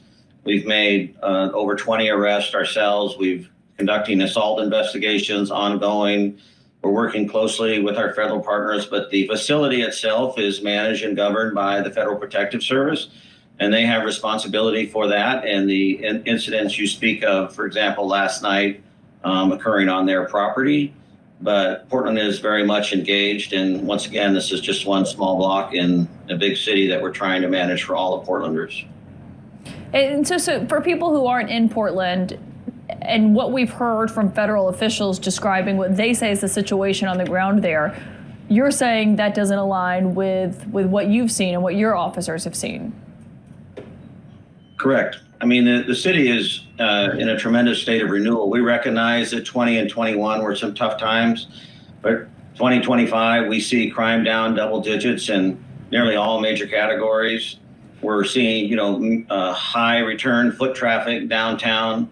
We've hosted some of our largest conventions in the city's history this year, large-scale sporting events, et cetera. So, no, it's not lining up. Look, if the argument from Trump is that the crime was so out of control that even the decreases in crime, was so like, it was so large, or the decreases were substantial, but at the end of the day, it's just too high. We have to do something. It'd make more sense if these crime rates were not similar to his first term in office when he didn't have to deploy troops because of the crime rate. This would make sense if it lined up between first term and second term Trump. But if the crime is on a negative trajectory, this idea that we're dealing with a crime surge or a crime spike or a wave of crime, all of these words being used to describe what's going on, that isn't the case.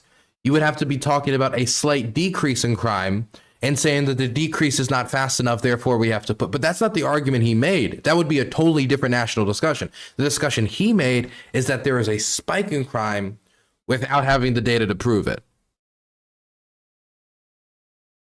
And that is a justification for these troop deployments. And so you have to think, is there another reason for them?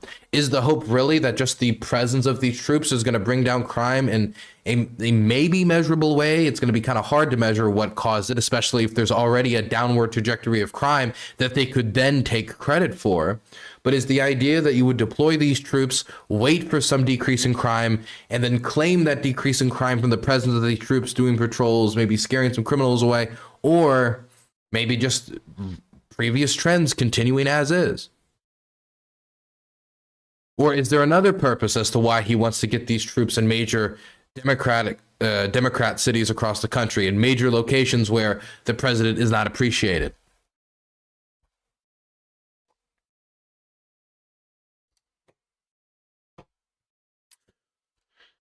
The top 5 most popular accounts on X by traffic share in the last 28 days. Number 1, Elon Musk. Wow, who would have thought? Number 2, Charlie Kirk. Number 3, Balloondy. I don't know what that is. Number 4, Fabrizio Romano. Number 5, Destiny. How?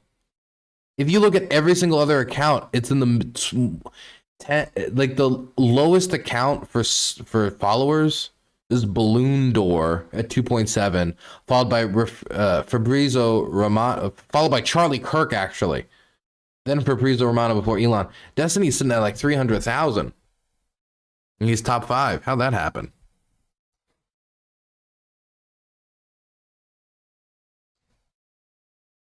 My goodness.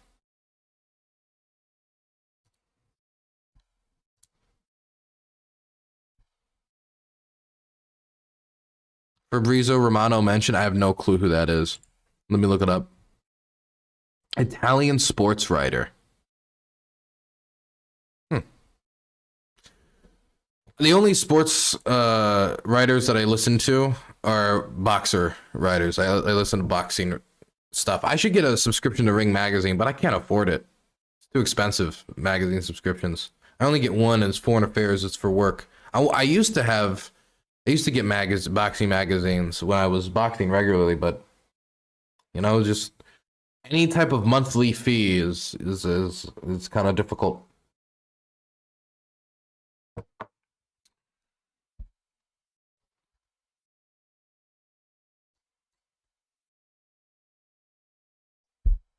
Occurred is occurred. Hey, $5.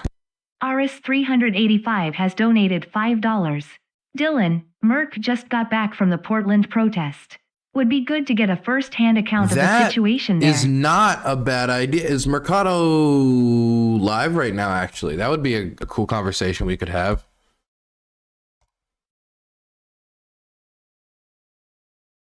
I think I have him in my DMs. He should be in my DMs. Where is he? He's disappeared.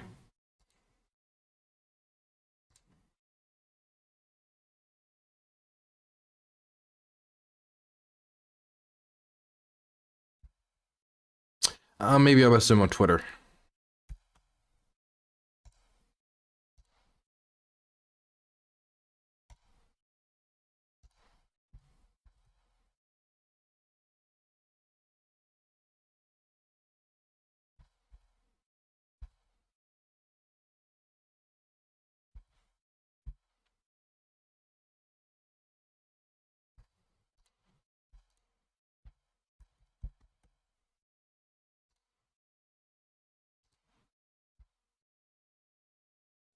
He's softball playing tonight, if I remember correctly. You went to the recent Portland protests? How were they? Just good to know. Just good to, if we know somebody who was there, it's good to hear from them. Hey, look, Caroline Levitt asked me to talk to people who were there. Okay? I'm doing what my president asked me to do. I am serving my president.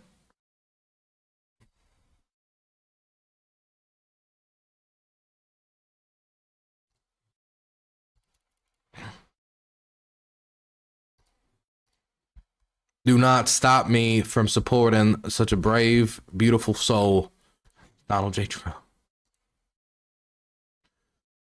Also, did you guys see this statement from Caroline Levitt? I mean, I think we might have talked about the problem. No, we definitely talked about the allegation that we're giving illegal aliens health care, right? That's the allegation.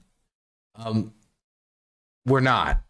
What they meant is that we're giving hospitals compensation for undocumented immigrants who get health care coverage there but are not covered because they have a Hippocratic oath to treat anybody and everybody.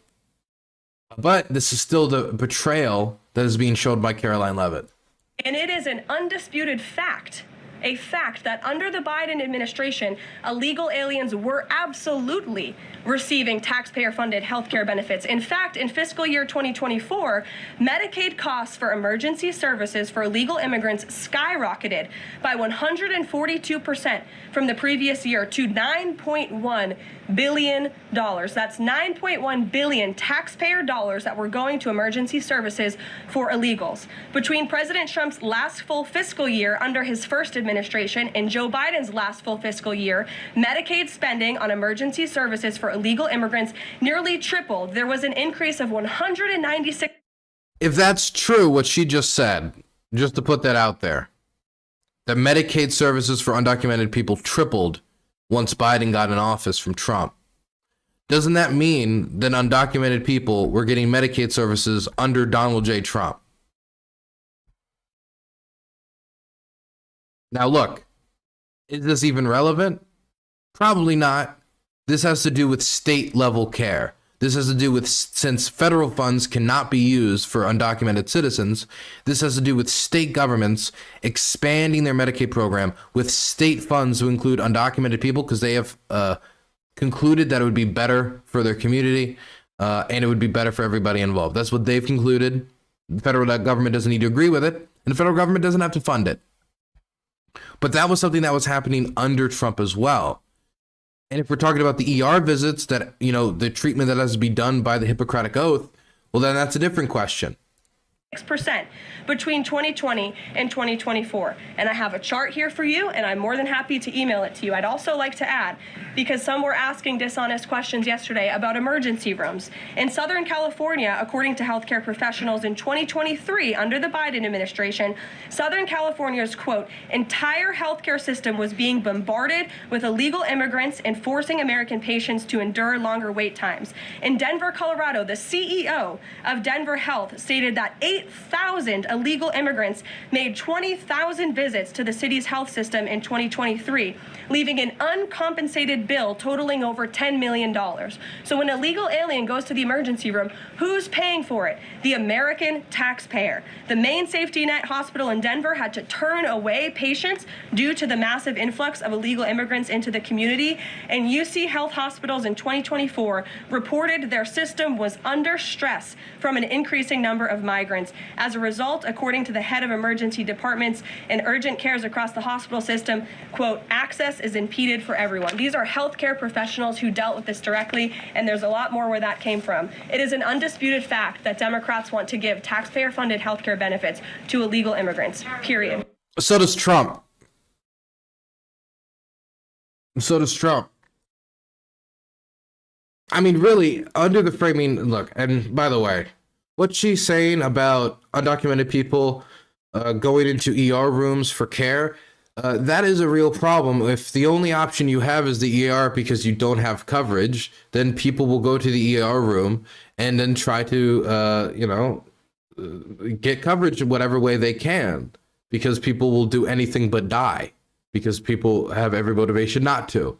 And so maybe there should be a question about how to get them other types of healthcare instead of the ER, instead of going to the ER visit, which is going to cost a lot more because it's emergency care. But what she's saying is that, again, the federal government compensates hospitals for care provided to undocumented immigrants because there is a cost. Treating them, the labor cost is a cost. The medicine given to them is a cost.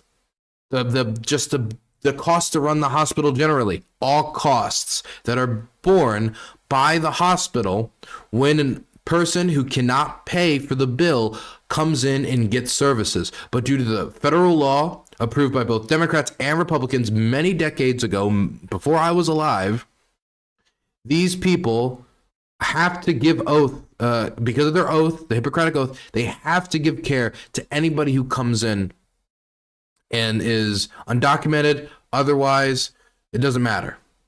Do not let people just die. This proposed big, beautiful bill that they went through and negotiated before eventually passing it, it took back the federal compensating funds for these hospitals. Now, mind you, the cost doesn't eliminate. The cost isn't gone. The big, beautiful bill does not stop people from visiting the ER in this way. It does not stop undocumented or anybody from doing it. They don't have the majority in Congress to change the law, and Trump has put no effort into doing it. So that hasn't changed. Undocumented immigrants can still get the same amount of care as before. So what she's talking about is Democrats want to do this and give them that and give them that. If they're getting the same amount of care before and after due to the law not changing, then the big, beautiful bill did not have an effect on these people's ability to visit the ER or actually withdraw the care, do the thing that is creating the cost. Do you know what it did do? It just passed the burden to local hospitals at a time when rural hospitals across the country are shutting down. When we have a hospital crisis, this is the time where we're deciding that these hospitals need to bear burdens without federal support. Mind you, it's not that we need to eliminate the support. It's not that we are eliminating the support. The Trump administration apparently acknowledges that they do need support. They just want to cut the amount of support given. Meaning, under Caroline Leavitt's framing, under the framing largely pushed by Donald Trump and the Republican Party, Donald Trump wants to give illegal immigrants health care. Wow. How the mighty have fallen.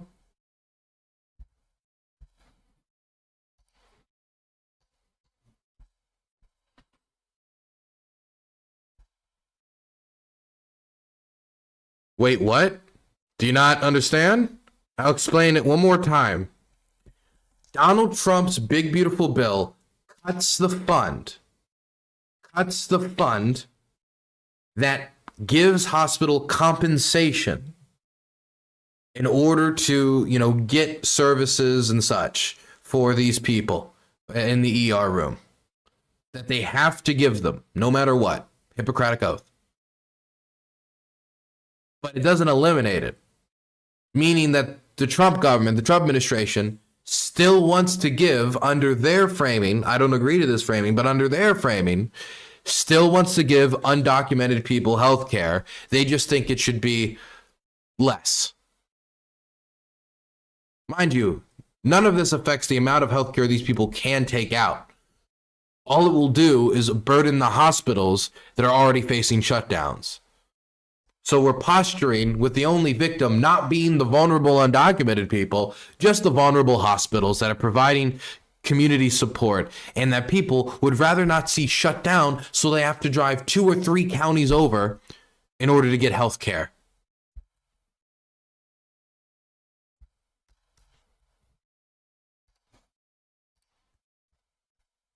By the way, Mike Johnson is touting out weird lies like this one. 4 million illegal aliens were receiving Medicaid benefits that were intended only for U.S. citizens that met the categories I just described. They were gaming the system. They were cheating the system. And what that means is that less resources were available for the people, the Americans who actually needed it most. So we did the common sense thing, the right thing, the just thing, and we put it in the law. And the president signed that, gladly signed it into law. They want to repeal it. They want to give those resources back to illegal aliens. That's exactly what that highlighted language means. On this exhibit number 2 over here, I feel like I'm back in court. Exhibit number 2, okay? This is the 4 million. So the allegation is 1.4 million undocumented immigrants, illegal immigrants. Democrats want to give them their health care. They want to give them Medicaid. No.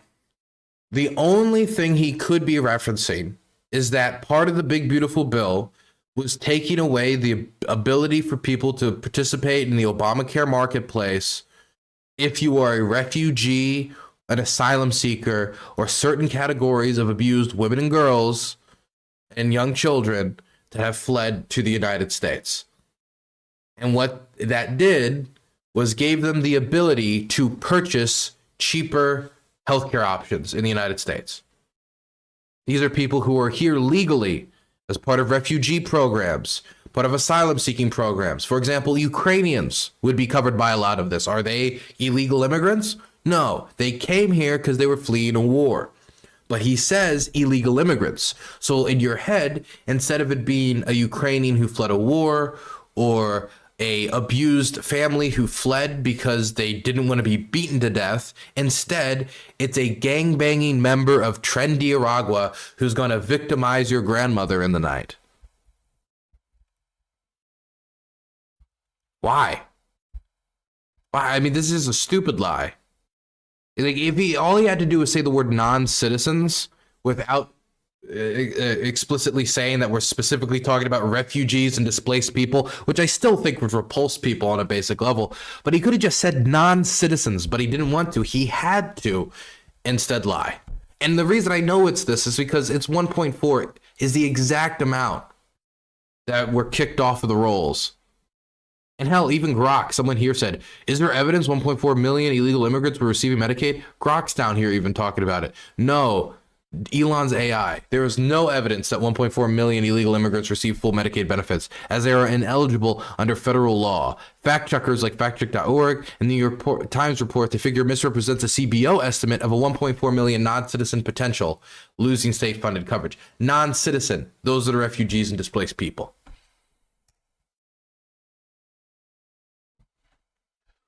By the way, I want to say Democrats right now, I think, are probably pretty bullish.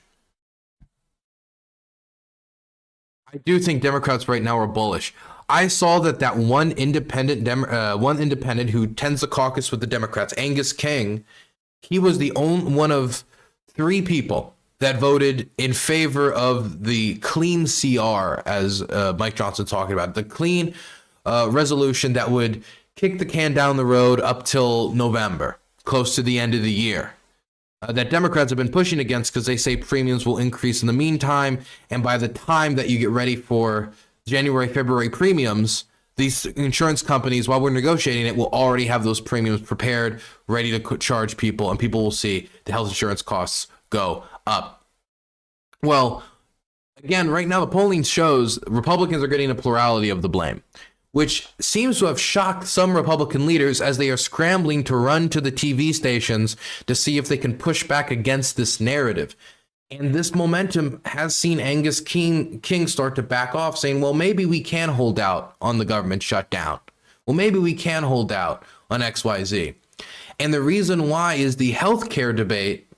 75% of Americans want to see the ACA tax credits extended. 75%.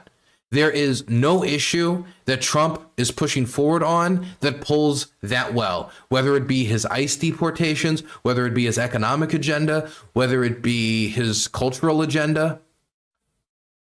Like, this is an issue where Americans seem to agree that as our healthcare system, as long as it sits where it is, we should not get rid of the ACA tax credits for these people who cannot afford health insurance otherwise.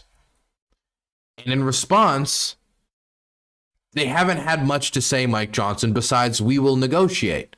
They understand that some of these numbers sound bad and that the premium increases is not going to look good. And so they say that they're willing to negotiate, and they're probably willing to negotiate maybe something. But whether they're able to renegotiate a ACA tax credit extension, I'm a lot more cynical on. Due to answers like this, when specifically asked, okay, you say you want to delay the negotiations, kick the negotiations down the road. What happens when you do that? What's the plan? There's 535 members of Congress in the House and Senate. There's probably 400 different ideas on how to fix that, but we need a little time to do it. We're not saying that we won't negotiate it. We're saying turn the lights back on in Congress, get troops paid, TSA agents and Border Patrol agents paid who are trying to protect us, restore the health care programs that are being stalled for veterans and Medicare recipients who are getting home health. It's all stalled now. Restore FEMA flood insurance programs in the middle of our hurricane program. And WIC programs for young women. We got to get this fixed now. But just to clarify what you were just saying, do I hear you correctly that you, as Speaker of the House, want to see the tax credit extended at a future date? Is that what you were saying? No, I haven't staked out any position on it yet because that's not how this process works. We're in a deliberative body. Right, I'm asking you your position because you said you would be willing to talk about it. I'm telling you my position.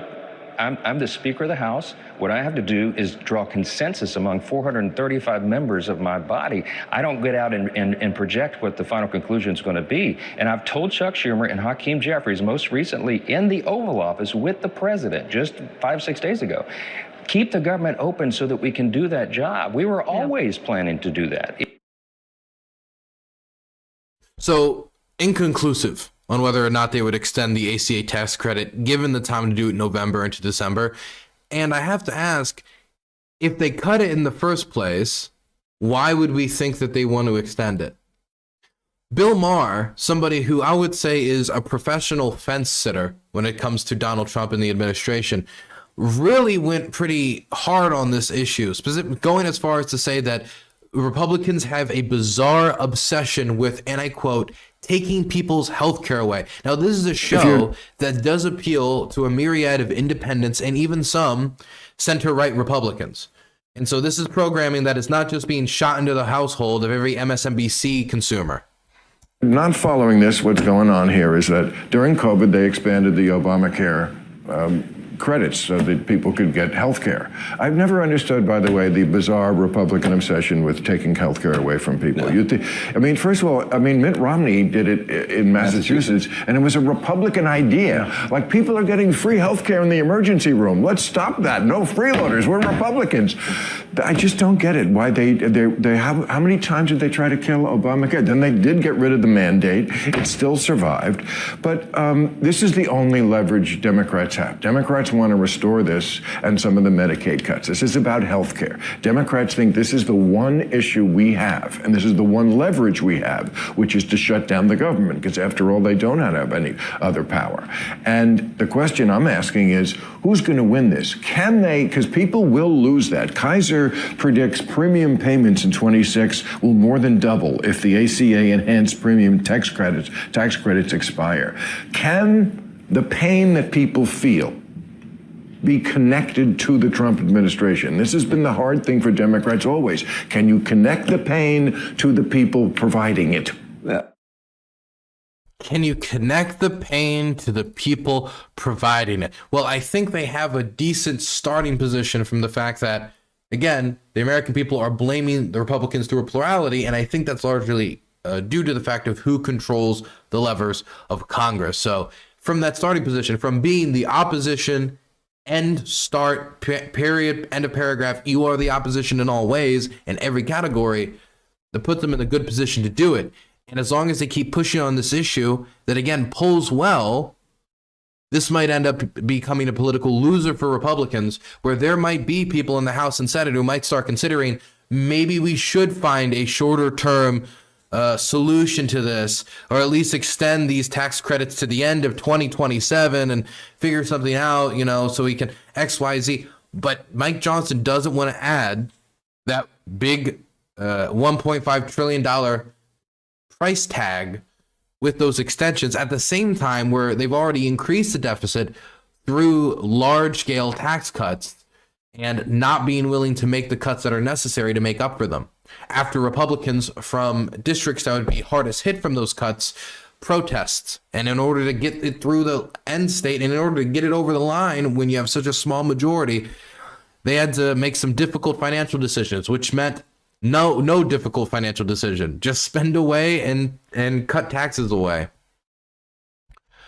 I will say I do not like some of the position that the press is trying to take in reference to how they talk about illegal immigrants, undocumented immigrants, all these people getting free healthcare, because they talk about it like, so I understand that they say that illegal immigrants are getting health care, and that's not exactly true. And then they'll go into detail. Don't say it's not exactly due to. Don't say it's not a little bit true. Say it's just not true. It's a lie.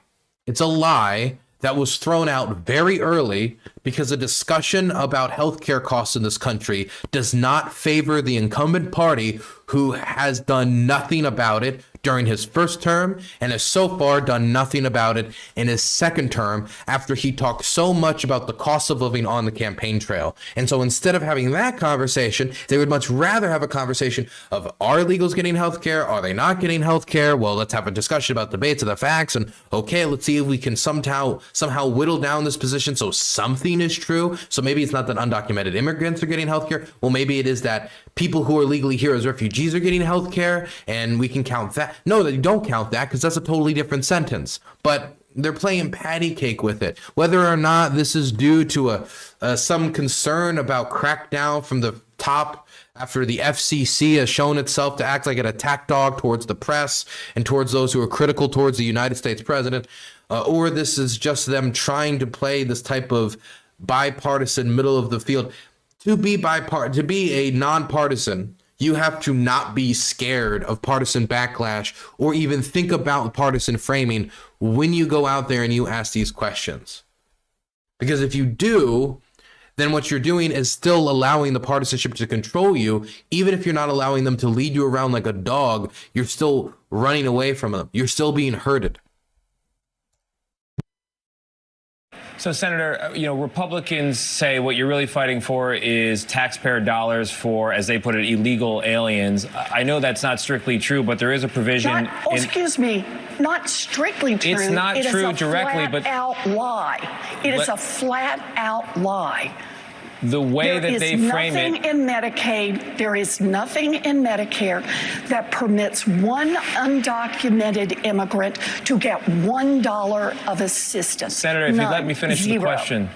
Of course, Senator, I'm sorry. Sorry, in the Democratic counteroffer, the proposal for funding, there is a restoration of Medicaid benefits for certain non-citizens that it had been taken away in the big, beautiful bill, as the Republicans put it. Republicans don't think those people should be getting health care on the taxpayer dime. I'm not asking on the merits. Politically, putting that in there exposes you to this talking point, this lie, as you put it. Why put it in there? Why is it worth it? No, what's happened is that what we're saying is that whenever hospitals give care, what is going to be the level of reimbursement? And the Republicans said it's going to be a low level. The Democrats said we just want to go back to the level it was before because you're going to bankrupt hospitals. You're going to put rural hospitals out of business. The Republicans and the Democrats plan, nothing changes the number of undocumented immigrants who still get care if they show up bleeding and unconscious at an emergency room. There is absolutely zero difference. The difference is whether or not hospitals, who under laws that date back to Ronald Reagan, may provide emergency care to anyone who's unconscious, will actually get reimbursed at a very low level that will put the hospital ultimately out of business potentially, or at a higher level. The Republicans, there is no change in the number of undocumented immigrants who get any help under what the Democrats want. Look, Senator, what we're looking for is help for people who are going to get pushed out of nursing homes, Senator, help for people who are at home and relying on home health aides. That's Senator, what this fight is about. I appreciate your expansion on that issue, and I appreciate the conversation. I hope a compromise is reached soon. Senator Elizabeth Warren, thank you. Thank you. Man, she kind of sweeped there, didn't she? She took the horns and did not let go when she saw the framing that was going on. I mean, it's really hard to figure out, especially as the part of the aisle that seems to have a less adversarial relationship with the press, when to jump in and say, wait a second, no, that ain't the case. But that was a clear instance. I mean, if you accept the idea that we're taking lies as kind of half-truths, then this is a framing where Trump can thrive in, because it's in those half-truths where Trump does the best.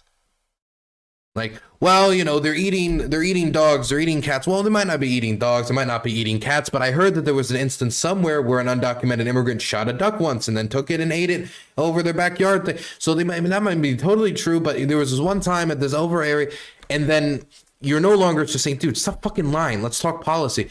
Now you're stuck in the weeds.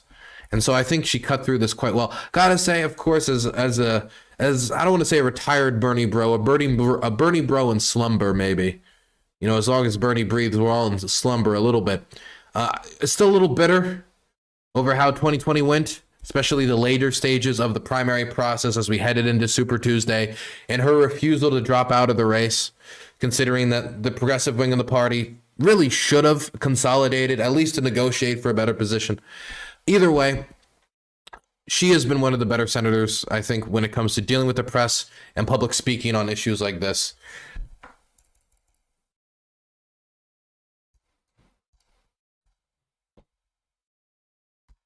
Extremely frustrating primary. Oh, it made you want to tear your hair out. It made you want to tear your hair out.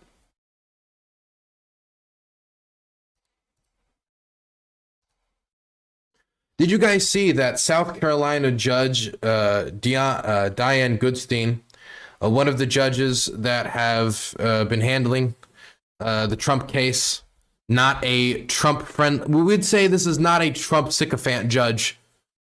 Their house was burnt down after an apparent explosion. You can see the footage here. Just absolutely engulfed in flames. The son and husband of the judge were wounded during this explosion and fire, and state investigators and law enforcement officials are looking into it. They're investigating it. So far, they say there's no arson evidence that they have found yet, but the investigation is ongoing. State agents have so far found no evidence that a fire that destroyed a judge home on South Carolina Island was intentionally set, the state's top law enforcement official said Monday.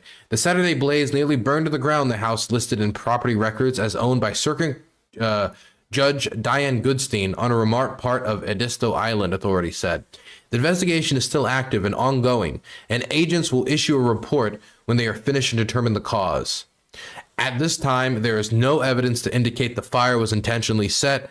SLED agents have preliminarily found there is no evidence to support a pre-fire explosion. Keel and his agents released no other details, so that's the only information we have. 3 people were hurt in the blaze, and one of them was taken by helicopter to Medical University of South Carolina, according to the Colleton County Fire Rescue. The names of the people hurt were not released. Goldstein has been a judge for 27 years, handling thousands of cases. Speculation immediately settled on one of her most recent decisions, where Goldstein blocked the Election Commission in South Carolina from releasing voter data requested by the U.S. Department of Justice.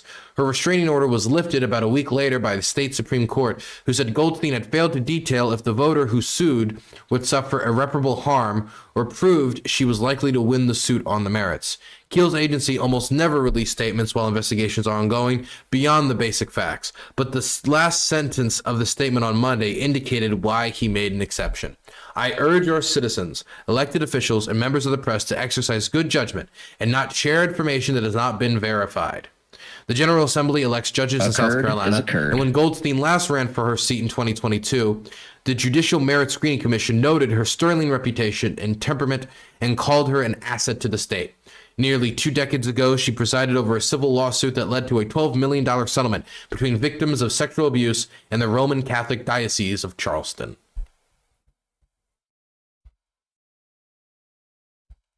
Hey, did somebody, hey, thank you for the $5. The $5. I wish it was $5. Thank you for the $5. Long Balls Don, always fantastic name. Maybe a gas leak, another lithium battery gone awry. I'm telling you, those things are killers. Lithium batteries, it won't be long before it's the main causes of fires in America. Did you guys see that I think it was a Samsung ring around this guy's finger where the battery expanded on the flight as he was boarding, and he had to be taken to an emergency room. They had to cut it off. And Samsung paid for his transportation home. They paid for a hotel room. They paid for all this stuff so he could give them the ring, and they could avoid that, let's just say, avoid that fat lawsuit.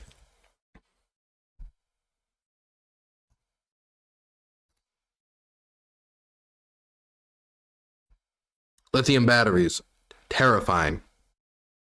What would Dylan do with $5? If I had $5, I would have a pond in my backyard, and I'd make little homes out of wood that look like mushrooms, and have the ducks live in a mushroom village in my backyard. Have them have little awnings that they can hang out on and stuff. That's what I would do if I had $5. You didn't think I'd have something prepared for that, but I've thought about having $5 for quite some time. What if they're evil ducks? Then I will have dinner, and I'll have a barbecue. There comes that dastardly fly that I need air defense for again. Where are the teams with the machine guns on the back of their trucks? Where are they? Which one would be mayor of the Mushroom Village? I mean, that would be for the ducks to decide. They would be Democratic elections, obviously. Well, one of the ducks could accuse election fraud, and we could have a duck J6. It could be a bigger problem, but I would like to think that the ducks would respect the sanctity of the peaceful transfer of power.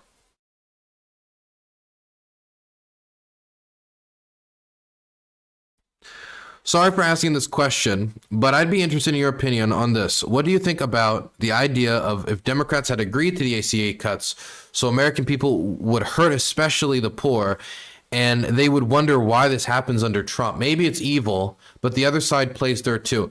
The votes in the House doesn't really seem to be reflective of that, but there is a thinking around that. For example, Van Jones says he's against the Democrats using the shutdown in this way. Duck, duck, duck, duck. 4 ducks. I have 4 ducks, not 5 ducks, but 4 ducks from Long Balls Don with the biggest dono of $10 today. Thank you, Long Balls, for 4. I'm down a duck from the hypothetical. Now to this 4 ducks, I'm not going to build no village. I mean, 4 ducks, I mean, they're not going to get a zip code. Right? They're not getting a zip code. Not even a 9-digit one. But I still appreciate the 4 ducks. Thank you. Thank you.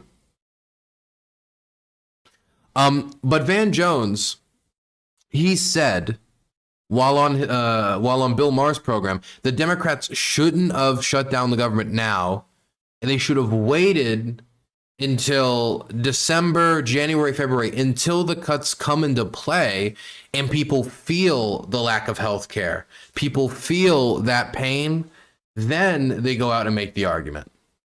I don't know if I agree with that. I understand the logic of letting people feel the pain first and then coming and connecting that pain, as Bill Maher said, to the Republican Party. But people could already start to feel pain this month. And if the Democrats have been saying for months in advance, the Republicans are going to cut health care, the Republicans are going to cut health care, the Republicans are going to cut health care, and then February, March comes around and your premiums go through the roof, well, then in that moment, you're going to think, oh, that's what they were talking about. Whereas if they just start talking about it come February, that gives the Republicans more time to set the scene. The Republicans come December, they could start talking about it differently. And I've already seen the Republicans try to throw out defenses. Oh, this is actually Obamacare's doing. Oh, this is X, Y. And none of it is connected particularly well. You give them an extra 3-4 months, they can come up with a lot. They have a lot more funding than the Democratic Party does right now. The RNC. Democratic Party fundraising right now has been quite garbage, which is something I'd like to ask the vice chair about if that conversation comes around.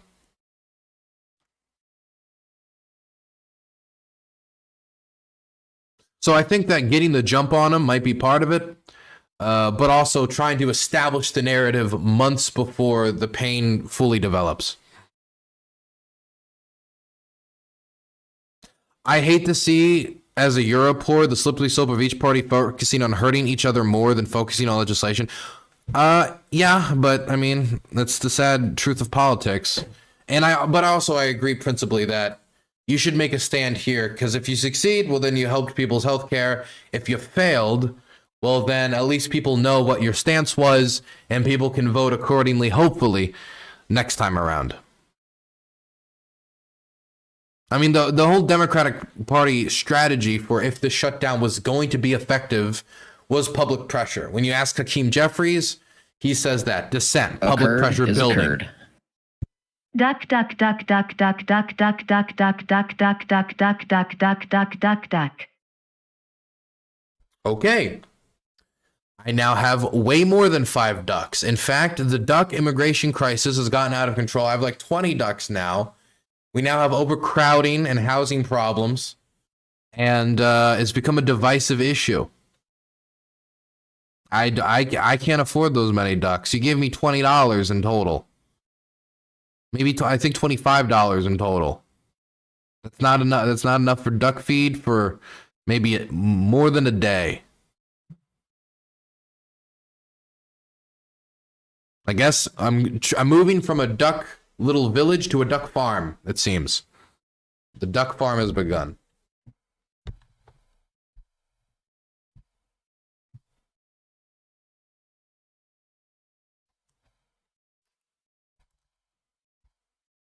There's a lot of ducks, though. A curd is a curd.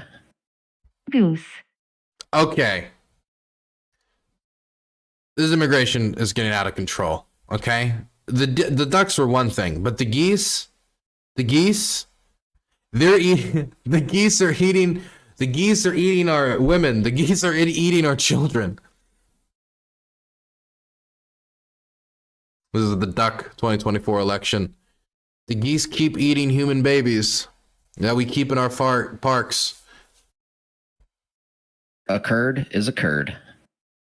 Patches has donated $20. Duck civilization. By the way, duck. Okay. I don't know why. Where did this duck craze come from? What ducks? Why did I did a bunch of political commentary today? You know, I took my, I'm getting ready to go to the front line. I took time out of my day to do a bunch of political commentary, this, a little bunch of political commentary, that. And then it's like, okay, it seems, we said it was going to be a short stream today. I've been live for 3.5 hours. And the thing that gets me fed tomorrow, the money that I'm going to use to feed myself tomorrow, was just preempted by ducks. And I have no reason to believe it would be preempted by ducks. I'm not a duck themed streamer. I don't know why we're focusing on ducks right now, but thank you, my avian friends. I do appreciate it. Aries started it, I think. Well, then blame Aries. Sepson, we need to crack down on this duck situation, okay? We need to crack down on it. We're more of an Orioles channel than we are a Ducks channel, okay? But for now, the situation's out of control.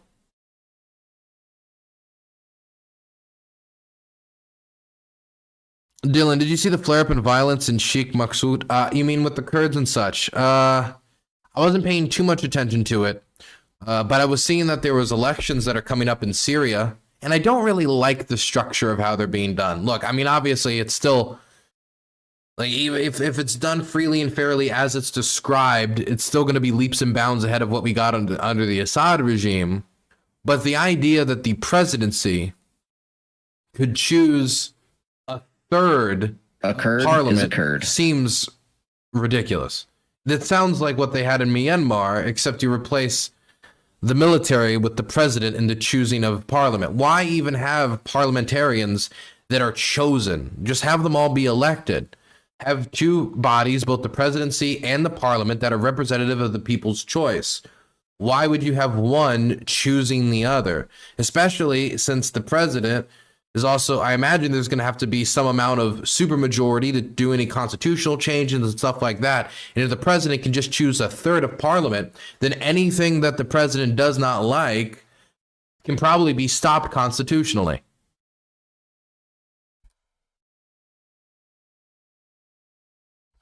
What was all those animals?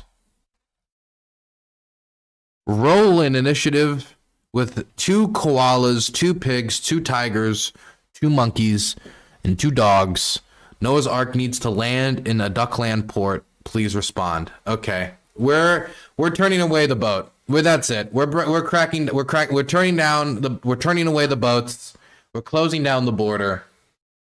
We're closing down the border. The ducks did not appreciate a goose coming in. They're getting very revanchist right now, and we need them to calm down. So I think we need, for social tensions, we need to put this duck thing behind this, because they're getting a little rowdy back there. They're getting a little rowdy.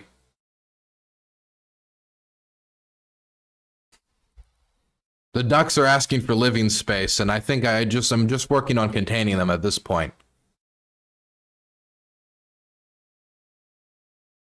Did I chicken out? Ha ha ha ha.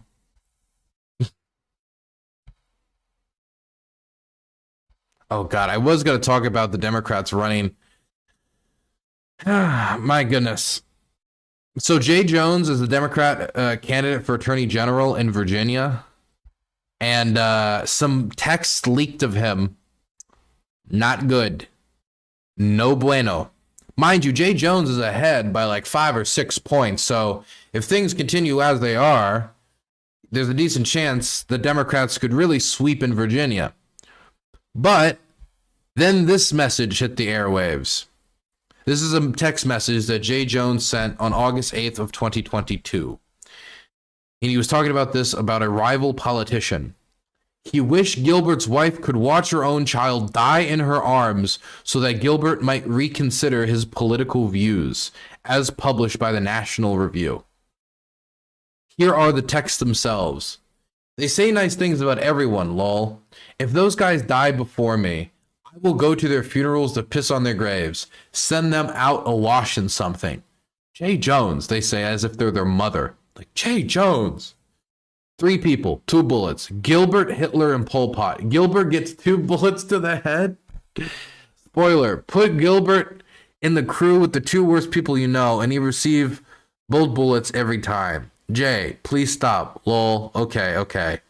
You weren't simply asking questions, and you know it. I genuinely was. I wasn't attacking you. I was trying to understand your logic. You weren't trying to understand. You were talking about hoping Jennifer Gilbert's hoping Jennifer Gilbert's children would die. Yes, I've told you this before. Only when people feel personal pain do they move on policy. There isn't. I point blank asked you more than 3 times, and you dug in and you meant it. I honestly am questioning a lot today. I mean, do I think Todd and Jennifer are evil and that they're breeding little fascists? Yes. Oh, how do you recover from this, dude? How do you recover? This is bad. Those sound taken out of context to me. I understand the point that he's trying to get at. I already know where the discussion's going to be. Some people are going to say he was wishing they would die. And he was going to say, no, I was wishing that they would understand the policy plight of the vulnerable, because it's only through experiencing the negative impacts of bad policy that people can learn about bad policy. But do you think that matters when it comes to how this is going to be played in the press, or certainly by those who are running against him? Not to mention, like, even if that is what you're saying, you could just say, I don't think that they would understand it until something happened to them personally. Or it would, or it would probably have to be their kids if they're ever to learn. Not, I'll piss on their graves, on their funerals, send them awash, 3 people, 2 bullets, Gilbert, Hitler, and Pol Pot. Gilbert gets 2 bullets in the head. And then the question of, like, breeding little fascists. Referring to somebody's children as little fascists is not good. They're children. I mean, maybe they will be fascists, maybe they will not be fascists. They are not old enough to figure that out for themselves, even if, of course, parents can direct people's politics. I have different politics than my father. I have different politics than even my grandfather. We might both be Dems, but very different types of Dems. There are people who grew up Republican and, become Democrats. It's like, these are not good things to say. These are bad things to say, condemnable things to say. And the Virginia Democrats, they're riding with them. The Virginia Beach Democratic Committee reaffirms its full support of Jay Jones for Attorney General. This is the Virginia Beach Democratic Committee, mind you. We are lined up, 10 toes down, ready to organize, mobilize, and deliver votes for Jay and our entire Democratic ticket. Recent press may have spotlighted past mistakes. We say, let those without sin cast the first stone. Jay Jones has taken responsibility, apologized, and shown he is committed to serving with integrity and accountability that his public record already shows. Virginians deserve a leader who learns, grows, and stands for everyday people. And Jay is that leader. Jay Jones is a stark contrast to Jason Myrez in every way. In his tenure, Myrez has failed to stand up for Virginian families' concerns or values. He has not defended women's reproductive rights, workers' rights, or protected the hundreds of thousands of Virginians who are on the verge of losing access to their health care benefits and service providers. The VBDC is calling on all Virginians to line up behind Jay Jones. Together, in November, we will defend democracy and secure leadership in the Attorney General's office that truly serves all the people of Virginia. Hashtag 10 toes down for Jones. Hashtag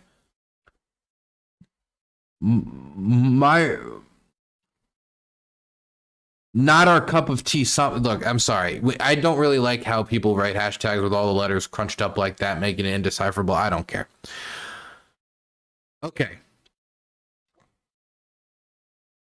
This is a very energetic statement in support of Jay Jones.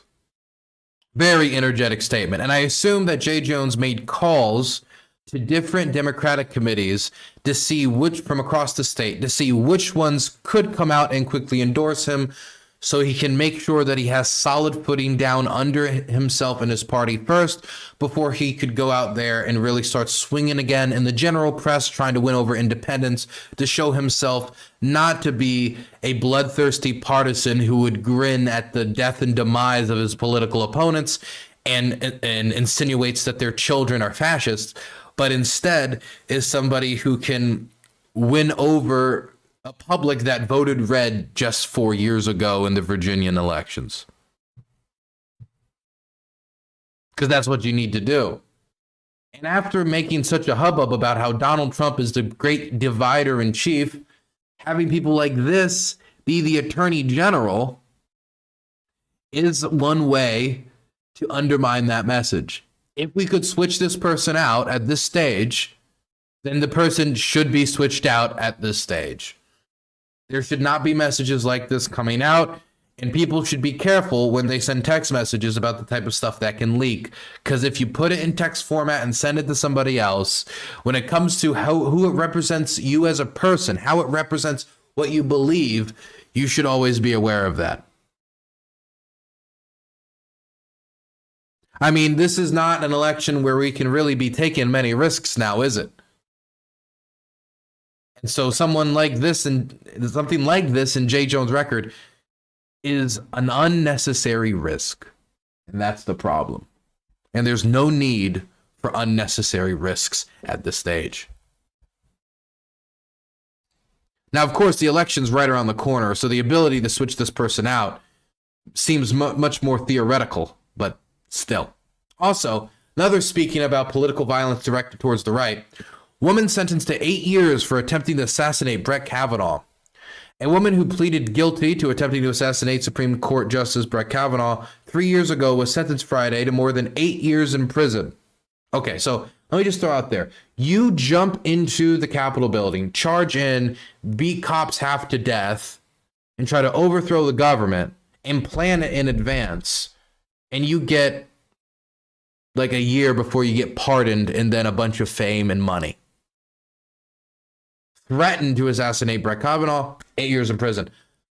I feel like there should be a consistency between this sentencing and those other sentencings. I feel like we're sending a mixed message here. Sophie Rourke is now 29, was arrested near Kavanaugh's home in June 2022, and told officials at the time that she intended to kill the Associate Justice. She appeared in court on Friday for her sentencing in a yellow jail jumpsuit. Members of Kavanaugh's family, as well as Rourke, were at the sentencing. U.S. District Judge Deborah Boardman sentenced Rourke to 97 months in prison, 8 years and 1 month, saying that she felt Rourke has shown remorse for her actions. She also ordered Rourke, who she referred to as a transgender woman, to a lifetime of supervised release. She has taken full responsibility for her actions. In a federal filing last month, Rourke's attorney referred to her as Sophie Rourke, though the case is still captioned by her legal name because she did not ask to recaption the case. In a court on Friday, Corinne Mao, the attorney representing the Department of Justice, argued that the crime was premeditated because Rourke had brought a weapon of 9 different occasions and made Google searches about serial killers and mass shootings. The government requested a 30-year sentence. Of course, she got 8, and if she's released on good behavior, she might be out in 5.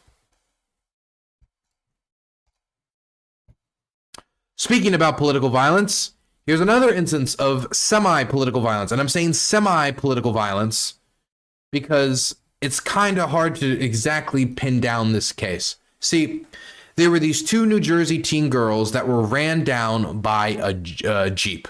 This 17-year-old Cranford High School student, these 17-year-old Stanford High School students were ran down in a black Jeep by a stalker who had been stalking them for quite some time. Apparently, according to one of their friends, they had actually made complaints about this 17-year-old boy from Garwood multiple times, who was from a small borough next to Cranford. And they did not take those threats seriously, it seems. Here is a comment from their friend, Tammy Carbajal. She made complaints and nothing was done. It's just a tragedy. It's just a tragedy. A neighbor told Fox 5 that the killer parked outside the girl's house for 3 months leading up to the alleged murder. Now, they did try to do restraining orders. One was taken out against them, but ultimately they ran the two girls over with their Jeep, being absolutely, I guess, just dominated by thoughts of them as a stalker. And there was a message he put out right before on a live stream. He had a baseball live streaming channel. Weird to think about that. He had a baseball live streaming channel, and he put out a little message on a multiple hour live stream about what they would feel like once he did what he did. I gotta get Trump P5 tonight. Hey, whenever Maria sees the pizza guy come, better think of Charlie Kirk for making fun of his fucking death. Stupid ass clown. Wait, just remember that.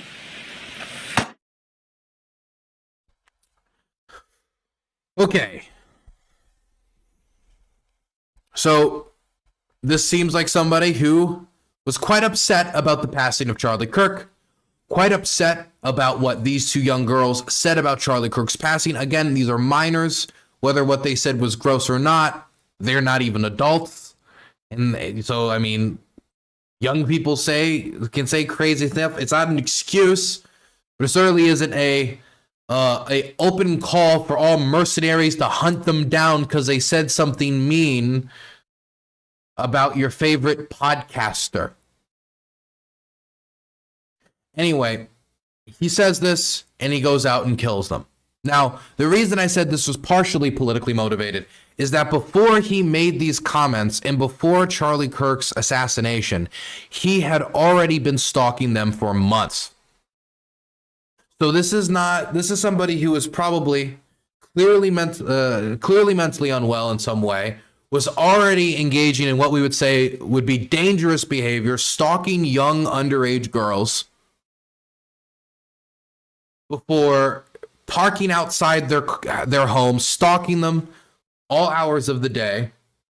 And then after Charlie's killed, one of these young girls, because he's stalking them, of course, hears that one of them maybe made a joke or a comment or a snide remark about Charlie's passing. She becomes enraged, comments about it on his stream, and then takes their life. Now, whether or not what was the straw that broke the camel's back was what they said about Charlie or not, at this stage, we do not know. He is in custody. They do have a mugshot of the guy. His eyes look soulless. He doesn't look like there's a single tinge of remorse in his entire body. This is a dangerous man that should be locked away from the rest of society. As long as they are a dangerous man, and I don't see anywhere in the near future where they won't be a dangerous man. So that is to say that it seems that the building blocks for a crisis were probably already in this man's head. Somebody who was mentally unwell, somebody who was already engaging in reckless, dangerous, and socially disgusting behavior when stalking these young girls. And then, whether he was politically inclined or not, he grabbed onto that Charlie Kirk situation, grabbed onto the comments that they may or may not have even made. Again, we're taking this crazy person's word. Damn, has this been covered by mainstream media? No.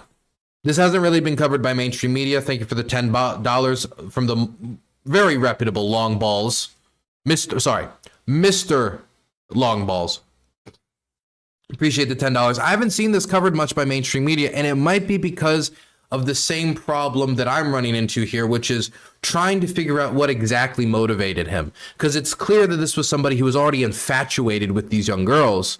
And so it could be that this was and this is what I suspect. Of course, I cannot jump to any conclusion here and say that I know this for sure. This is all preliminary. This is to a certain extent speculation. But this is somebody who's clearly mentally unwell, who clearly was already infatuated with these young girls, and then once finding some reason to further dislike them on politics, went and killed them. So I would say that odds are that it could be a contributing factor, but this is somebody who was already probably so far gone that if you waited a few more months and she said something either another thing that was political or maybe something non-political that he read as political, or she specifically made a comment about his stalker publicly, said he was a creep or something, that there could have been any other number of events. We can't know this for sure, of course, but it's a possibility that there could have been any other number of events that could have triggered this psycho to go out and kill these young girls.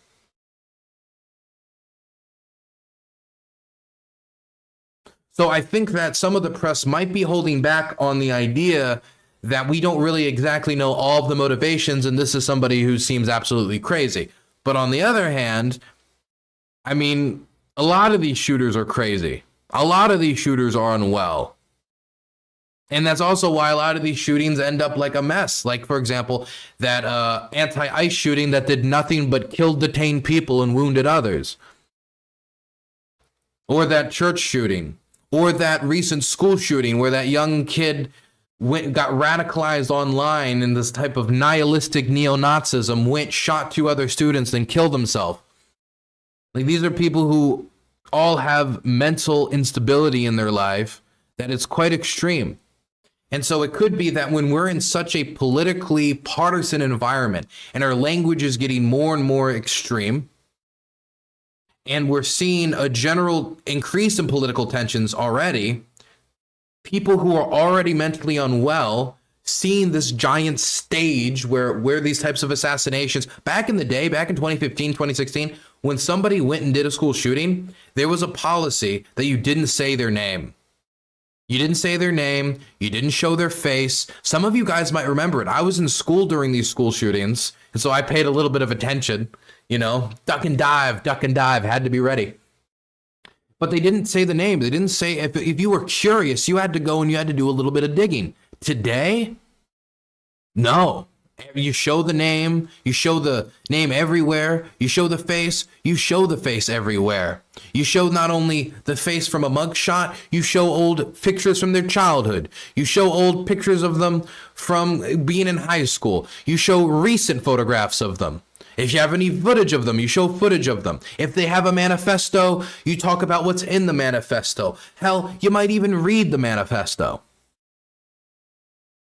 Now, I'm not saying that you don't go into a manifesto, figure out what the motivations are. I'm not even saying you don't necessarily show their face and their name as a reporter. I don't ultimately think that's what's causing it. Even if the attention-seeking behavior of these egomaniacal bastards and monsters might be one of the motivations, I don't ultimately think that is going to be the thing that stops it. If it was, then it would have when that was the general policy and social standard. What I am saying is that right now we are more online and this information is more available than it has ever been for anyone to access. And when Charlie was shot in the neck, everyone saw it. I don't know many people who have not seen Charlie Kirk die. That's weird, right? Do you guys know anybody? Think about this off the top of your head. Do the majority of the people you know, have they seen the uncensored version of Charlie Kirk's death? If that number is even anywhere close to 50%, that's pretty concerning. For me, it's like 80, just because of the type of business that I work in. And of course, I think a lot of the war journos, maybe they've seen a little bit worse. And so there's some people in chat saying, I haven't seen it, or I know one person who tried hard to avoid it. But the people who didn't see it, mind you, it's not because they couldn't find it. It's not because it was not readily available. As Ellsworm just pointed out in site chat, the best chat, DylanBurns.tv, type it in your search bar. The people who didn't were people who had to go out of their way not to. Before, it was you went out of your way to find the name. You went out of your way to find pictures. You went out of your way to see if you could find the manifesto. And a lot of times, republications of the manifesto on YouTube or other social media platforms would be removed as a matter of policy. Now, you have to go out of your way to not see the video. You have to go out of your way to not see the footage of the actual killing. Not seeing the face, not seeing the identity, not hearing the name, that's a lost cause. That's done and over with. And all of the changes in how we cover these mass tragedies have roughly happened over a decade. I mean, this is a very short time for a society to go through this type of information transformation. I mean, the type of policies that somebody would be getting drilled on 10 years ago to how to deal with shootings, 10 years later, that information is basically worthless. It's basically worthless in the media sphere. And so in that environment where you can see, where you cannot not see how prevalent this type of footage is and how easy it can get shared around everywhere from what Tyler Robinson had done, if you're motivated by attention-seeking, unwell behavior, and definitely if you're a political extremist, you put these two things together, and this is a bad environment. And this is the exact environment we have that could charge up these people like a crisis in waiting, a disaster in waiting, a tragedy waiting to be born.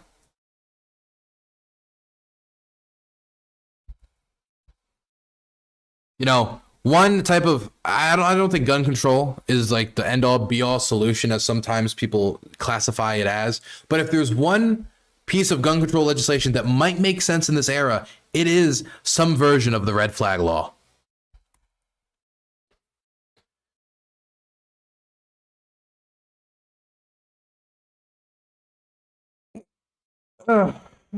Okay. I'm tired. And my boyfriend's texting me and I want to talk to them. I said this would be a short stream and it's been 4 hours. So I think I'm going to wrap up. I say it's going to be a short stream, that we're not ready. We don't have the correct mic. We do 4 hours. Okay. This is the type of dedication that we have over here at Dylan Burns TV. Okay. That's the type of dedication we have here. If you guys want to tune in tomorrow, I will be live tomorrow. I'm heading to the front Wednesday. So there's a very low chance for a stream Wednesday. If I can stream, it'll be for an hour and a half, 2 hours max. Likelihood that I don't stream, period. But tomorrow is the last stream from my studio before I head to the front. We're going to the next front line. We're going to the area of the front, which is, I'm going to be frank, it's the most violent front of the war. The area of territory that we're going is where currently this time, I mean, we've got thousands and, tons and tons of miles of front line. It is where 1/3 of all of the attacks, offensives, and assaults from the Russian armed forces is going on. Honestly, at this stage, I think it's probably 2/5.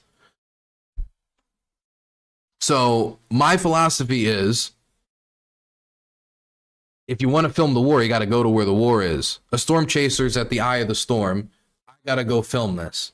I don't plan to be making a lot of trips like this for the rest of this year. This is going to be the big one. I'm also thinking of going down to Kherson, some other places too. But this is going to be the longest one. I just want to get it out of the way at the start. And I also think that the area that I'm going, the situation is deteriorating rapidly. So if I don't go now, it's only going to get more dangerous as time goes on. And I want to be smart about this. We try to be smart when we travel around the country and where we go and choose to film. We don't ever want to cower away from doing what's necessary to get footage, but we also don't want to put our lives like needlessly at risk. It's not just my life, it's also the life of my fixer. My cameraman has decided not to come on this trip, and I respect that decision. I understand, what's going on and everything. But the footage has to be taken. The work still has to be done. You have to go to the war if you're a war journalist. You can't just be a Lviv or Kiev sitter all day, no? Just drinking and posting on Twitter, Slava Ukraini, woo. We got to go out there and we got to get the work done. But we still got one more stream. That's going to be tomorrow. Tune in at roughly 6 to 7 p.m. Eastern Standard Time. We're going to be talking about, of course, the continued shutdown, which is now going into its second week.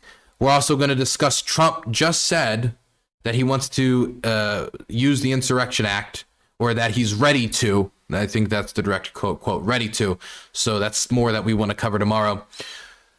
If you want to support me, DylanBurns.tv, all donations, every single one, will be going towards freelance, on-the-ground war journalism. That means gasoline costs. That means fixer costs. That means editing costs, translation costs, safety equipment, feeding the crew, everything that is necessary to keep this operation going and well-funded. We cannot support this operation without donations like yours. It is the only way that it has been sustained for now over 3 years, and I'd like to continue that work going into 2026. Nothing gives me more fulfillment than what I'm doing right now, and I'm very thankful for the opportunity that many of you have given me. I hope you guys have a good rest of your weekend. You can join the Discord by scrolling. Good rest of your weekend. Sorry, I'm still in the weekend. Good rest of your week. You can join the Discord by putting ! Discord in chat or scrolling beneath today's stream. You can also follow us on social media. Dylan Burns TV on Instagram, Dylan Burns 1776 on Twitter, Dylan Burns TV on Twitter and Blue Sky for official channel updates. You can also, of course, support us on Patreon, Dylan Burns TV on Patreon, if there is no other option for the website or such. It's a way to support the documentaries. We're going to be releasing an article on the logistics campaign used by drones on the Ukrainian side this week, and the Pokrov's first draft for the Pokrov's documentary, which is 2 hours long, is going to be sent to me in the next few days so we can look towards releasing it sometime later this month. Good night and good